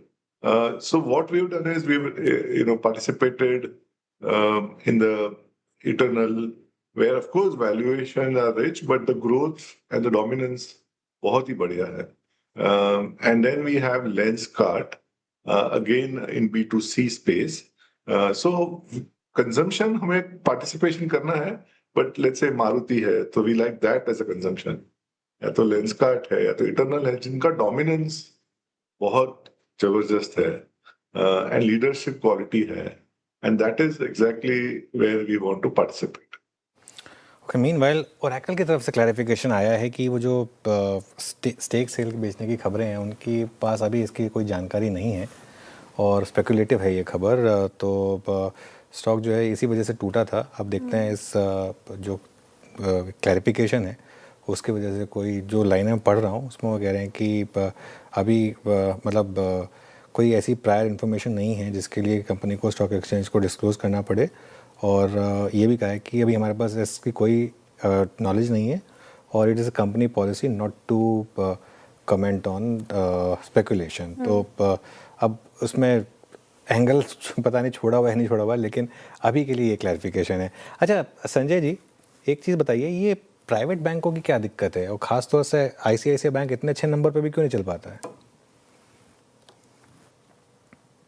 Yeah, so Anuj, even we are very positive. Or I'll be very honest. Even Axis Bank results के बाद जो sell off दिखा है वो इतना overreaction, at least मुझे लग रहा है कि ज़्यादा overreaction है. Overall financials में the credit growth was very good. HDFC Bank को थोड़ा CD ratio की constraint की वजह से credit growth अच्छा था, कम था. But ICICI and Axis Bank में credit growth was very good. It's just that NII was under pressure because corporate growth आपने बहुत बढ़िया किया, because वहाँ bond market से corporates moved into the banking system. And when you grow so fast, जिनका spread कम होता है, then the mix space yield का impact आता है. But that is natural, and maybe Street didn't want so much of margin squeeze, and that's how I saw them selling off. But you're right कि ICICI bank तो बढ़िया number थे, but still we see a sell off. तो मुझे लगता है शायद still that ownership by FIIs and geopolitical risk and maybe some of these hedge funds are active is the only explanation I see. Otherwise हमारे पास चार large bank हैं and we are very positive for this year's outlook on ICICI Bank, Axis Bank, HDFC Bank also and SBI. Okay, private banks को लेकर आपका नजरिया। Sanjay ji, quick commerce space, eternal के number आपने देखे, ब्लिंकिट ने फिर से अच्छा किया, स्टॉक आज अप है। अगर क्विक कॉमर्स में ये मान लिया जाए अब इटर्नल को कोई पछाड़ नहीं सकता, रेस में सबसे आगे है, क्या पॉजिटिव है आप इटर्नल को लेकर भी? So we own a small stake. आप लोग ने अभी मंगलम ने बहुत बढ़िया कवर किया in terms of the total statistics. I mean, it could have been better. जो आपने पूरा dissect किया. So I'll just add के वो लीडर है, उनके प्रॉफिटेबिलिटी में बहुत आगे हैं। आप दोनों क्विक कॉमर्स ले लीजिए, ब्लिंकिट में या तो in the on the dining space. So overall, they are towards profitability and they will move up on profitability. And growth दोनों सेगमेंट में बढ़िया है, मार्जिन्स भी धीरे धीरे अच्छे हो रहे हैं, and they are also investing right in dark stores. So this is an amazing combination, and return ratios भी अच्छे हैं नए डार्क स्टोर खोलने के, जो आप लोग ने ही अभी समझाया कि रिटर्न रेशियोज बहुत बढ़िया है. When you open a dark store, what are the ROCs, etc. So overall, we are very positive, but I still feel competition is going to remain intense. All the competitive players are at deep pockets. It is not going to be easy. And hence, there are all 6 players are very strong. Reliance भी अगर आप quarterly note देखें, so they are coming back very aggressively. Of course, they need to get better there, but they are certainly coming back on in this space.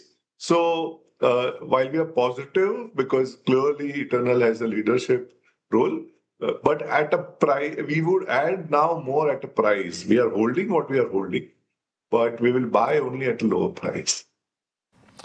Okay Sanjay ji, बहुत बहुत शुक्रिया, और खुल के अपने विचार रखे आपने सभी सेक्टर्स पे, स्टॉक्स पे. बहुत बहुत शुक्रिया इस कार्यक्रम में शामिल होने के लिए.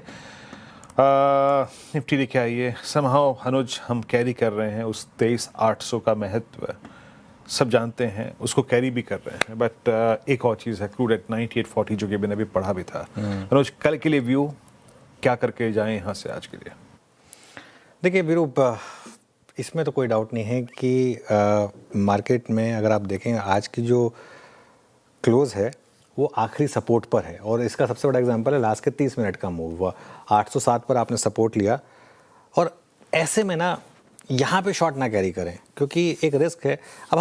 अब देखिए, रात को अगर क्रूड 100 क्रॉस कर जाएगा वो अलग बात है, लेकिन हम बहुत कुछ नेगेटिव पचा के जा रहे हैं. यूएस फ्यूचर्स, क्रूड एट 99, ये सब हम पचा के जा रहे हैं. ठीक है, तो हो सकता है कल एक बार के लिए हल्की से रिकवरी आ जाए, लेकिन रिकवरी टिकेगी नहीं. तो अगर आप शॉर्ट लेके जा रहे हैं तो फिर अपनी पोजीशन को हेज कर लें, ठीक है, या फिर सुबह का वेट कर लें. मार्केट इंटरमीडिएट में आपको बेहतर मौके दे रहा है. आज भी अगर आप देखें, ऐसा कुछ नहीं कि निफ्टी ने आपको मौके नहीं दिए, अच्छे खासे मौके दिए शॉर्ट करने के, अगर आपको शॉर्ट करना ही है तो. ठीक है, तो बाजार कमज़ोर है, लेकिन इसमें कोई डाउट नहीं है. ये सिर्फ एक्सपायरी की वजह से आई थिंक थोड़ा सा आपने ये 23,800 बचा लिया, वरना हम फाइनल सपोर्ट पर हैं अगेन. और एक चीज़, अभी भी हम उस रेंज में ही हैं 23,800 से 24,300 की. हमने अपर एंड को रिजेक्ट किया था, हु नोस आगे जाते हुए लोअर एंड भी रिजेक्ट हो जाए, तो लेट्स सी, अगले 1-2 दिन में क्लियर हो जाएगा मामला. नूपुर के पास चलते हैं आज के डीलिंग रूम चेक के लिए. नूपुर, कौन से स्टॉक्स फोकस में? फोकस में ऑटो सेक्टर है, लेकिन इंटरेस्टिंगली अशोक लेलैंड पे बिकवाली की सलाह डीलर्स की तरफ से आती हुई नजर आ रही. डीलर्स का मानना है कि Q1 के नतीजे जो हैं वो कमजोर आते हुए नजर आ सकते हैं. उम्मीद से कमजोर प्रदर्शन यहाँ पे Q1 में देखने को मिल सकता है, जिसकी वजह से बिकवाली की सलाह डीलर्स की तरफ से आती हुई दिखी है अशोक लेलैंड पे. दूसरा स्टॉक है विशाल मेगा मार्ट. यहाँ पे आपको फोकस करके चलना है. थोड़ी देर पहले इसके नतीजे आए थे, नतीजे कमजोर आते हुए नजर आए थे. SSSG ग्रोथ देखें तो 10% के आसपास थी, उम्मीद 15 से 18% की ग्रोथ की थी. हो सकता है कुछ और नेगेटिव खबरें यहाँ पर आती हुई दिखे, जिसकी वजह से डीलर्स की तरफ से बिकवाली की सलाह विशाल मेगा मार्ट पर आती हुई दिखी. और आखिरी स्टॉक है पिरामल फार्मा. यहाँ पे बाइंग की रिकमेंडेशन डीलर्स की तरफ से आती हुई नजर आ रही है. वॉल्यूम्स भी देखें तो फिलहाल 5-day एवरेज के ऊपर आपको वॉल्यूम्स आते हुए नजर आए हैं, और जो उसके Q1 के नतीजे हैं वो हो सकता है उम्मीद से बेहतर प्रदर्शन यहाँ पर देखने को मिले. 3 स्टॉक्स डीलर्स के रडार पर, अशोक लेलैंड, पिरामल फार्मा, यहाँ पर खरीदारी की राय, और विशाल मेगा मार्ट यहाँ पर भी थोड़ा सेल साइड हैं डीलर्स. तो ये 3 स्टॉक. शुक्रिया नुपुर जानकारी के लिए. हमारे पैनल क्या पिक कर रहे हैं स्टॉक्स में वो समझ रहे थे. अब रुचित जी, शुरुआत आपसे बताइए, कल के लिए क्या कैरी करेंगे, BTST या STBT? एक्स्ट्रा माइक्रो खरीदारी करके जाने की सलाह रहेगी. स्टॉक अपने 20 डेमा के सपोर्ट को अच्छी तरह से रिस्पेक्ट कर रहा है. सो यहाँ पे 1775 के नीचे स्टॉप लॉस रख के, सॉरी 1775 के करंट प्राइस है, 1750 के नीचे स्टॉप लॉस रख के खरीदारी करके जाए 1830 के टारगेट्स के लिए. ओके, चलिए, तो ये हो गया एक्स्ट्रा माइक्रो आपके लिए. गाबा सर, आपके पिक कल के लिए? मेरा ध्यान है SBI लाइफ पर. SBI लाइफ ट्रेड कर रहा है 1849, स्टॉप लगाएंगे 1840 का, 9 रुपए का स्टॉप है. टारगेट रहना चाहिए मेरे ख्याल से 1875 SBI life. SBI life. Arun ji, आपका ट्रेड? वीरेन जी, M&M के साथ ही जाना चाहूंगा। M&M में शुरू का भी मेरा पिक वही रहा है, तो BTST M&M के साथ ही करें। मुझे लग रहा है जिस हिसाब से स्ट्रक्चर है ये 3270 3280 की तरफ बढ़ रहा है, तो पोजिशनल बेसिस के हिसाब से भी ले सकते हैं, BTST भी ले सकते हैं। 3230 के आसपास बाय करें, 3202 का आसपास का स्टॉप लॉस है। कविता जी, आप किस साइड है?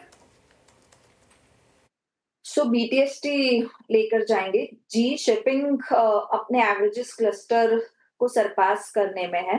मुझे लगता है यहाँ पर एक अच्छी पोजीशनिंग की जा सकती है विद स्टॉप लॉस ऑफ 1420, 1490, 1500 के प्राइस मूव के लिए।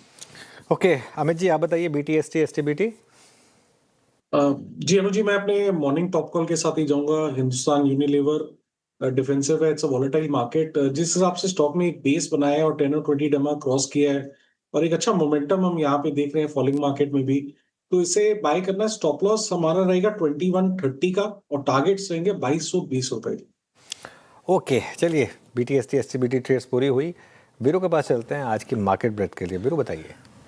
बिल्कुल अनुज, खराब ब्रेथ और काफ़ी सेंटिमेंट डेरिवेटिव स्टॉक्स में खराब। विद इन ब्रेथ डेरिवेटिव्स काफ़ी खराब रही आज। कैश में भी काफ़ी खराब थी और डेरिवेटिव्स की भी काफ़ी खराब थी। लॉन्ग शॉर्ट देखिए आपकी स्क्रीन पे, परसों इवनली पॉइज थी, कल कोलैप्स था, कल शॉर्टिंग थी। आज आपकी स्क्रीन पे एक बार फिर से अगर आप देखें और शॉर्ट और लॉन्ग की डिजिट्स आएंगे। मैं पहले रखता हूँ वो स्टॉक्स जो आपकी स्क्रीन पे सबसे ज़्यादा आज शॉर्ट कैरी करके जा रहे हैं। देखिए शॉर्ट में 55, लॉन्ग अनवाइंडिंग 92, हार्डली लॉन्ग 16 में, और जो भी चले वो थी शॉर्ट कवरिंग। लॉन्ग रखिएगा। आपकी स्क्रीन पे सबसे ऊपर जो स्लाइड आएगी लॉन्ग की, उसको देखते हैं पहले। इसमें सबसे ऊपर जो स्टॉक था वो था SBI लाइफ। M&M एक रिवर्सल था, सुबह भी बात हम कर रहे थे। Eicher Motors, rest of auto भी अगर आप देखें लोअर ट्रैजेक्टरीज में अच्छा कर रहा था। आयशर मोटर्स में एक ऑलमोस्ट रेंज के एज पे ट्रेड कर रहा था। इटर्नल, टाटा कंज्यूमर, इन सभी नंबर से पहले अगर आप देखें तो अच्छे नंबर, ये अच्छी लॉन्ग एडिशंस। सेकेंड स्लाइड में आएगा यहाँ पे शॉर्ट कवरिंग। हीरो मोटोकॉर्प आज का superstar, Nuvama Wealth, Bajaj Holdings, Bajaj Auto, ICICI Lombard, इन सभी काउंटर्स में second consecutive session two wheeler space Bajaj Auto, Hero MotoCorp में शॉर्ट कवरिंग थी। अब आइए शॉर्ट कहाँ कहाँ कोलैप्स था, कहाँ कहाँ अगर आप देखें शॉर्ट था आज। अदानी ग्रीन, अदानी ग्रुप के स्टॉक्स में अच्छी शॉर्टिंग थी। इंडसइंड बैंक, पोस्ट नंबर्स, बंधन bank, Nippon life, Petronet energy, LNG सब में शॉर्ट था। और नेक्स्ट स्लाइड में जहाँ पे शॉर्ट कवरिंग थी, जिन काउंटर्स में शॉर्ट लॉन्ग अनवाइंडिंग हुई, उसमें SRF, पोस्ट नंबर्स कल भी क्रैक हुआ, आज कमेंट्री के बाद क्रैक हुआ। अदानी एंटरप्राइजेस, नेस्ले, HPCL और ट्यूब इन्वेस्टमेंट्स। थोड़ा दुख और आई थिंक डिसअपॉइंटमेंट था नेस्ले की प्राइस परफॉर्मेंस को देख के। अनुज बिल्कुल, चलिए अब आपको एक बहुत ही इंटरेस्टिंग चीज़ बताते हैं। हाल की लिस्टिंग के बाद कमज़ोर प्रदर्शन से जूझ रही कुछ कंपनियों ने अब एक नया तरीका निकाला है अट्रैक्टिव बने रहने के लिए, बोनस और स्टॉक स्प्लिट। जी हाँ, लिस्टिंग के तुरंत बाद बोनस और स्टॉक स्प्लिट बहुत ही कमाल की चीज़ है। आशीष से जानते हैं ये फैसिनेटिंग चीज़। आशीष बताइए कौन कौन सी कंपनियां हैं? सर 2 इंटरेस्टिंग कंपनियां हैं और हमारा इंटरेस्टिंग ऑब्जर्वेशन है कि जिसमें बाजार ने नकारा है लेकिन बोनस और स्प्लिट का सहारा देखने को मिल रहा है। अब ये 2 कंपनीज़ हैं और एक की तो चर्चा हमने बड़े विस्तार से की है, वाटरवेज लीजर। यहाँ पर आप देखिए लिस्टिंग हुई थी 1 जुलाई को और उसके बाद स्टॉक स्प्लिट का अनाउंसमेंट हो गया। ये हुआ है तकरीबन आप देखें 6 जुलाई को, ये भी आपकी स्क्रीन पर आ रहा है। सही सिमिलरली अगर आप देखें तो आस्था स्पिनटेक्स, इसकी 6 जुलाई को यहाँ पर लिस्टिंग हुई थी और 20 जुलाई को ऐलान कर दिया कि ये बोनस देने वाले हैं और आज 1:30 बजे के करीब अनाउंसमेंट भी आ गया। अब एक एक करके कंपनी को समझते हैं। आस्था स्पिनटेक्स, यहाँ पर आप देखें इशू प्राइस था 136 रुपये का, अभी भाव चल रहा है 102 रुपये के करीब, यानी 25% तो साफ हो गए। अब दरअसल इशू को देखें तो तकरीबन 5 गुना का सब्सक्रिप्शन मिला था और बोर्ड ने कहा कि एक बोर्ड पर स्प्लिट पर ये विचार कर रहे हैं, बोनस पर विचार कर रहे हैं। और उसके बाद से आप देखें तो ये भी एक रिलीज में बड़ी इंटरेस्टिंग बात कही गई कि इससे हो सकता है कि शेयर होल्डर का जो वैल्यू क्रिएशन का एक्सपीरियंस है इससे सुधार देखने को मिले। कोई तर्क समझ में नहीं आया। अब बात करते हैं वाटरवेज लीजर की, तो यहाँ पर भी आप देखें तो आज तो स्टॉक का हाल बेहाल है, 8% की बड़ी गिरावट देखने को मिल रही है। और आमतौर पर हम देखते हैं कि लिस्टिंग के बाद का जो पहला क्वार्टर रहता है मोस्ट ऑफ द केसेस में अच्छे नंबर्स आते हैं, लेकिन इसके नंबर्स काफ़ी कमज़ोर साइड पर देखने को मिले। और बोर्ड ने देखें तो 10 से 1 का जो है स्टॉक स्प्लिट ये मंजूरी यहाँ पर दे दी। अब इसके नंबर्स मैं आपके सामने रखता हूँ। मुनाफे में देखें तो तकरीबन 34% की गिरावट देखने को मिली। पिछले साल के मुकाबले रेवेन्यू 8% का इजाफा है। एबिटा की बात करें तो 18% की गिरावट है और जो 31% के एबिटा मार्जिन्स होते थे अब वो घटकर केवल 23.5% देखने को मिले। तो फाइनेंशियल परफॉर्मेंस तो बड़ी ढीली है, स्टॉक्स में लगातार गिरावट आ रही है, लेकिन कैसे न कैसे करके खबरों में बने रहना है और निवेशकों को एक फील गुड फैक्टर देना है। इसी के चलते आप देखें तो जब बाजार नकार देता है तो बोनस और स्टॉक स्प्लिट का सहारा लिया है। Okay, interesting data. शुक्रिया आशीष जानकारी के लिए। और आपके स्क्रीन पर इस बार वाटरवेज लीजर 9% नीचे और इनफैक्ट आस्था स्पेंटेक्स आपको फ्लैट नजर आएगा। तो कुछ इंटरेस्टिंग पॉइंट्स, जब बाजार ने नकारा तो कैसे बोनस और स्टॉक स्प्लिट का सहारा लिया इन स्टॉक्स ने।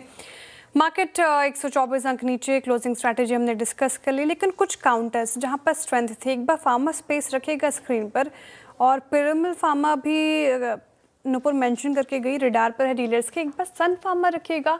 हालांकि फार्मा स्पेस में कल हमने एक बड़ी गिरावट देखी थी टैरिफ के खबरों के बीच, और देखिए निचले स्तरों से थोड़ा सा रिकवर होकर ऑलमोस्ट डेज हाई तो नहीं, वहीं के आसपास क्लोज होने की तैयारी कर रहा है। इस काउंटर ने थोड़ी स्ट्रेंथ दिखाई है। अरुण जी, सन फार्मा हमने काफ़ी बार इसको डिस्कस किया, लेकिन जिस तरीके से समीकरण बन रहे हैं उसके बावजूद ये स्टॉक निचले स्तरों से रिकवर हो रहा है। क्या कन्विक्शन बन रहा है, बीटीएसटी करे कैरी या फिर थोड़ा अवॉइड करेंगे अभी? देखिए बिल्कुल टेक्निकली काफी मजबूत है। नई खरीदारी की सलाह इसीलिए नहीं है क्योंकि मार्केट का फार्मा के रिलेटेड थोड़ा अभी नेगेटिव रुझान है, पर जिनके पास है वो डेफिनेटली होल्ड करना चाहिए। 1930 का एक स्टॉप लॉस मेंटेन करना चाहिए। टैरिफ्स का उतना बड़ा इम्पैक्ट स्टॉक पे पड़ा नहीं है, पर फिर भी स्टॉप लॉस 1930 का लगा के चलना चाहिए। वैसे श्रेया जी, अगर फार्मा की बात करें, मुझे बायोकॉन का स्ट्रक्चर काफी मजबूत नजर आता है। तो अगर पोजिशनल बेसिस के हिसाब से फार्मा में अगर कोई स्टॉक लेना चाहिए तो मुझे लग रहा है बायोकॉन और परफॉर्मेंस दिखा सकता है। तो बायोकॉन अगर थोड़ा पोजिशनल बेसिस के हिसाब से लेते हैं तो 420 के स्टॉप लॉस के साथ बाय किया जा सकता है। 472 तक के टारगेट्स बायोकॉन में देखने को मिल सकते हैं। बायोकॉन, अच्छा एक बार पेटीएम लेकर आइए जरा। पेटीएम पर हमने एकदम सही टाइम पर एक एग्जिट का कॉल लिया था, आपको याद होगा, जब वो उन्होंने अनाउंसमेंट की थी बोनस की, उस दिन हमने प्रॉफिट बुकिंग का व्यू लिया था। 1368 वाला स्टॉक 1400 वाला इनफैक्ट वहाँ से 1258 आ गया, और आज ना ये 20 डेमा पर आया है और थोड़ा सा वहाँ पर कंसोलिडेट हो रहा है। तो थोड़ा सा इंटरेस्टिंग हो गया क्योंकि स्टॉक है तो अप ट्रेंड में, लेकिन क्योंकि बहुत ज़्यादा चल गया था तो उसके लिए हमने एक प्रॉफिट बुकिंग का व्यू लिया था। लेकिन अब यहाँ पे थोड़ा सा आज वापस एक इंटरेस्टिंग मूव आ रहा है। Let's see. ये अरुण जी, एक बार पेटीएम का चार्ट देखिए, कोई व्यू स्टॉक पर? देखिए पेटीएम की जहां तक बात है, 1230 1240 का एक सपोर्ट है। नई खरीदारी की सलाह नहीं है, लगातार 3 दिन से नीचे आ रहा है, पर एक सपोर्ट जो बना हुआ है 1230 के आसपास है, जहां से ब्रेकआउट देखने को मिला है। लॉन्ग पोजीशंस आज और कल में अगर किसी ने बनाई है तो 1230 का स्टॉप लॉस लगाना चाहिए। फ्रेश खरीदारी की सलाह नहीं है क्योंकि आर्ली चार्ट्स में अभी भी डाउन ट्रेंड है। तो फ्रेश खरीदारी अवॉइड करें। एक्जिस्टिंग पोजीशंस को 1230 का स्टॉप लॉस लगा के होल्ड करके चलना चाहिए। पेटीएम 1259 पे डीलों की ट्रैजेक्टरी में ट्रेड कर रहा है अभी भी। बहुत सारे ऐसे स्टॉक्स हैं जो कि अपने हालिया ट्रेड रेंज जुलाई सीरीज के बेस को तोड़ रहे हैं, उसमें से एक सीजी पावर भी है। याद रखिएगा, इसने 894 और 890 सीजी पावर ने वर्स्ट सर्कमस्टेंसेस में भी, और जब इन स्टॉक्स की रैली कोलैप्स हुई थी, मेंटेन किया था 880 को, 890 को, 900 को। और आज दो चीज़ें हुई हैं, इसमें आज टूट चुका है 900 और इसमें टूट चुका है आज आपका एक बड़ा एवरेज, वो है 50 डेमा पोस्ट 7 अप्रैल। संक्षेप में बोलिएगा और रखिएगा अपने व्यू को अमित जी, बट लग क्या रहा है? आई मीन अगर ऐसे लेके गया है ये लोगों की, आज कहाँ तक का projection on the down side? 30 रुपये और टुवर्ड्स 100 डेमा, दैट इज 850 पॉसिबल लग रहा है आपको क्या? वीरेन जी डेफिनेटली, क्योंकि आप अगर देखें तो स्टॉक 50 डेमा पे कंसोलिडेट कर रहा था, स्विंग लो और 50 डेमा ब्रेक हुआ है। तो यहाँ पे प्रोबेबल टारगेट्स है 850 रुपीस के, स्टॉप लॉस हम रखेंगे 895 का।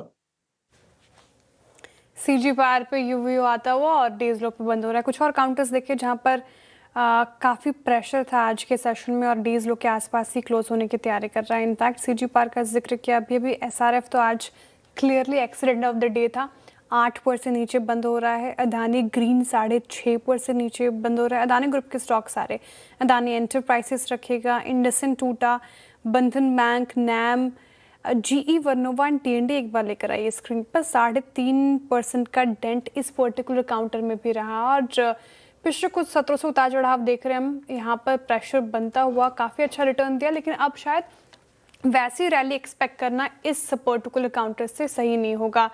गाबा सर, GE वर्नोवा TND देखिएगा आप, यहाँ पर शॉर्ट बनता है क्या या फिर थोड़ा सा भी वेट करेंगे? आई थिंक है तो weak, no doubt about it. अगर अपमूव मिलता है तो शॉर्ट करना चाहिए। स्टॉप डीप होगा 4400 का, ट्रेड करे 4315, मतलब 85 रुपीज का स्टॉप है तो वीक। पॉसिबल है कि 4000 जोन भी देखने को मिल सकता है, लेकिन उसे वक्त लगेगा। So far looks weak GE and TD। GE Vernova आपकी स्क्रीन पे प्रकाश सर का ये व्यू, इस पे 4313 पे ट्रेड कर रहा है। एक दो स्टॉक्स में और देता हूँ, एक जरा क्रॉम्पटन भी लिखा है, टुवर्ड्स क्लोज क्रॉम्पटन मेरे स्क्रीन पे बार बार आ रहा है। ये भी जो स्टॉक, अच्छा क्रॉम्पटन छोड़िए जरा, एक बार बस जस्ट इन्फोसिस लेके आइए। इन्फोसिस कैसी अलाइनमेंट और कैसे प्लेसमेंट के साथ जा रहा है, स्लाइटली अगर आप देखें बेटर है। और मेरे ख्याल से देखिए IT का योगदान रहा इस 23,800 को बचाने में, almost at day high, but बड़ा स्ट्रॉन्ग कैंडिडेट था आज TCS 1.5% ऊपर, और इस क्लोजिंग में भी इसने अगर आप देखें डिलीवर किया और करीब 2240 के आसपास क्लोज होता है। निफ्टी IT 40 अंक ऊपर। और क्या था IT से जो ठीक करके गया, एक HCL टेक्नोलॉजीज भी, HCL टेक्नोलॉजीज फिर भी बहुत शानदार रहा। और HCL टेक्नोलॉजीज की एक चार्ट की उपलब्धि है, ये कल परसों सब जगह चल रहा है और बहुत लंबे समय बाद मेरे ख्याल से HCL टेक्नोलॉजीज ने आज 11 फरवरी 26 के बाद, है ना, 11 फरवरी 26 के बाद पहली बार अपने एक बड़े एवरेज को, मिड टर्म एवरेज को छुआ 100 डे मा को। और ये it will be highest close for HCL technologies post 24 अप्रैल 2026। तो हाँ, टेक्निकल ग्राउंड पे फिर भी अगर आप देखें इन तीनों स्टॉक्स में से लार्ज कैप IT के TCS वर्सेस HCL वर्सेस ये इन्फोसिस, सबसे बेटर स्थिति में शायद आज HCL जा रहा है। Anuj, over to you for closing. बिल्कुल वीरू, और आखिरी के कुछ मिनटों में देखिए, मैं हमेशा एक चीज़ बोलता हूँ, लेकिन इन्फोसिस का जो प्राइस एक्शन है ना, सिर्फ उस पर ना जाएं, क्योंकि यू नेवर नो। और बेहतर यही रहेगा कि आप कल नंबर्स देख लें और उसके बाद ही कोई ट्रेड लें, क्योंकि यू नेवर नो। तो लेकिन लास्ट के कुछ मिनटों में क्लियरली यहाँ पर थोड़ा सा प्राइस एक्शन जो है वो काफ़ी इंटरेस्टिंग हुआ है और थोड़ा सा रिकवरी ज़रूर आई है। स्टॉक ग्रीन में आया है और इसी ने एक्चुअली मार्केट को थोड़ा संभाला टुवर्ड्स द एंड। चलिए स्क्रीन पर चलते हैं और मार्केट की क्लोज देख लेते हैं। फिर भी खराब दिन रहा मार्केट के लिए। 122 पॉइंट निफ्टी नीचे था, 560 पॉइंट बैंक निफ्टी नीचे था। रिफ्रेश करिए इसको जरा प्लीज़, थोड़ा सा आई थिंक स्टक हो गया रेट। निफ्टी IT ये भी करीब 80 ये देखिए, थोड़ा सा रिफ्रेश कर दिखा दिया आपको, ग्रीन में बंद हुआ Nifty IT। Mid cap index करीब 1% नीचे था आज की ट्रेड में। स्मॉल कैप इंडेक्स 1% नीचे था। इंडिया विक्स भी फायर करिएगा। इंडिया विक्स में आज थोड़ी सी बढ़त थी, लेकिन ऐसा कोई पैनिक वाला मामला नहीं था। 1% ही ऊपर था 13.44 पर। एडवांस डिक्लाइन लेकिन आज भी खराब था। 1000 बढ़ने वाले शेयर, उसके सामने 2000 गिरने वाले शेयर्स थे। सेक्टोरल लूजर्स लेकर आइए, अब जरा देखते हैं कहाँ कहाँ गिरावट हुई। सेक्टोरल लूजर्स में सबसे ऊपर आज रियल्टी था 1.5% नीचे। कैपिटल मार्केट 1.25% नीचे था। एनर्जी ये भी 1% नीचे। PSU बैंक में 1% की गिरावट थी। ऑयल एंड गैस और निफ्टी बैंक, यहाँ पर भी आपको आज गिरावट देखने को मिली। गेनर्स में क्या क्या थे? गेनर्स में 2 थे, निफ्टी ऑटो और निफ्टी IT। ऑटो खास तौर से आज शुरू से एक अच्छी मजबूती लिए हुए था, करीब 2.5% ऊपर था। आप निफ्टी लूजर्स में सबसे ऊपर अदानी एंटरप्राइजेस, फिर Nestle, Shriram finance, Bajaj auto, Adani ports और इंटरग्लोब एविएशन। इंटरग्लोब एविएशन 0.2% के करीब नीचे था। यहाँ पर आज क्लियरली एक बड़ी गिरावट आपको देखने को मिली। अब आते हैं निफ्टी गेनर्स पर। गेनर्स में सबसे ऊपर SBI लाइफ नंबर से पहले 0.3% की रैली, अच्छे मूव्स। बजाज ऑटो अच्छा चला 2.5%। M&M, TCS, Tata consumer products number से पहले और आयशर मोटर्स, यहाँ पर भी अच्छे मूव्स आए। फिर जी हाँ, तो चलिए समापन समारोह हो गया यहाँ पे गुरुवार का भी। क्या मुसीबत लेके आया ये हफ्ता, आप यकीन मानिए, सोमवार से, है ना। कितने खुशनुमा अंदाज में थे ना जो हम शुक्रवार को, जब HDFC और ICICI बैंक और एक्सिस बैंक और कोटक के नंबर्स का इंतजार था। खैर ऐसा भी होता है, बट क्रूड बिजनेस इस हफ्ते अगर आप देखें पार्टी स्पॉइल की, इस हफ्ते का एक दिन और कायम है, बाकी है अभी, दैट्स फ्राइडे। उसके लिए पूरा तैयार हो गया। हम आपसे कल सुबह करेंगे मुलाकात, मॉर्निंग कॉल और मुनाफे की तैयारी। तब तक के लिए नमस्कार।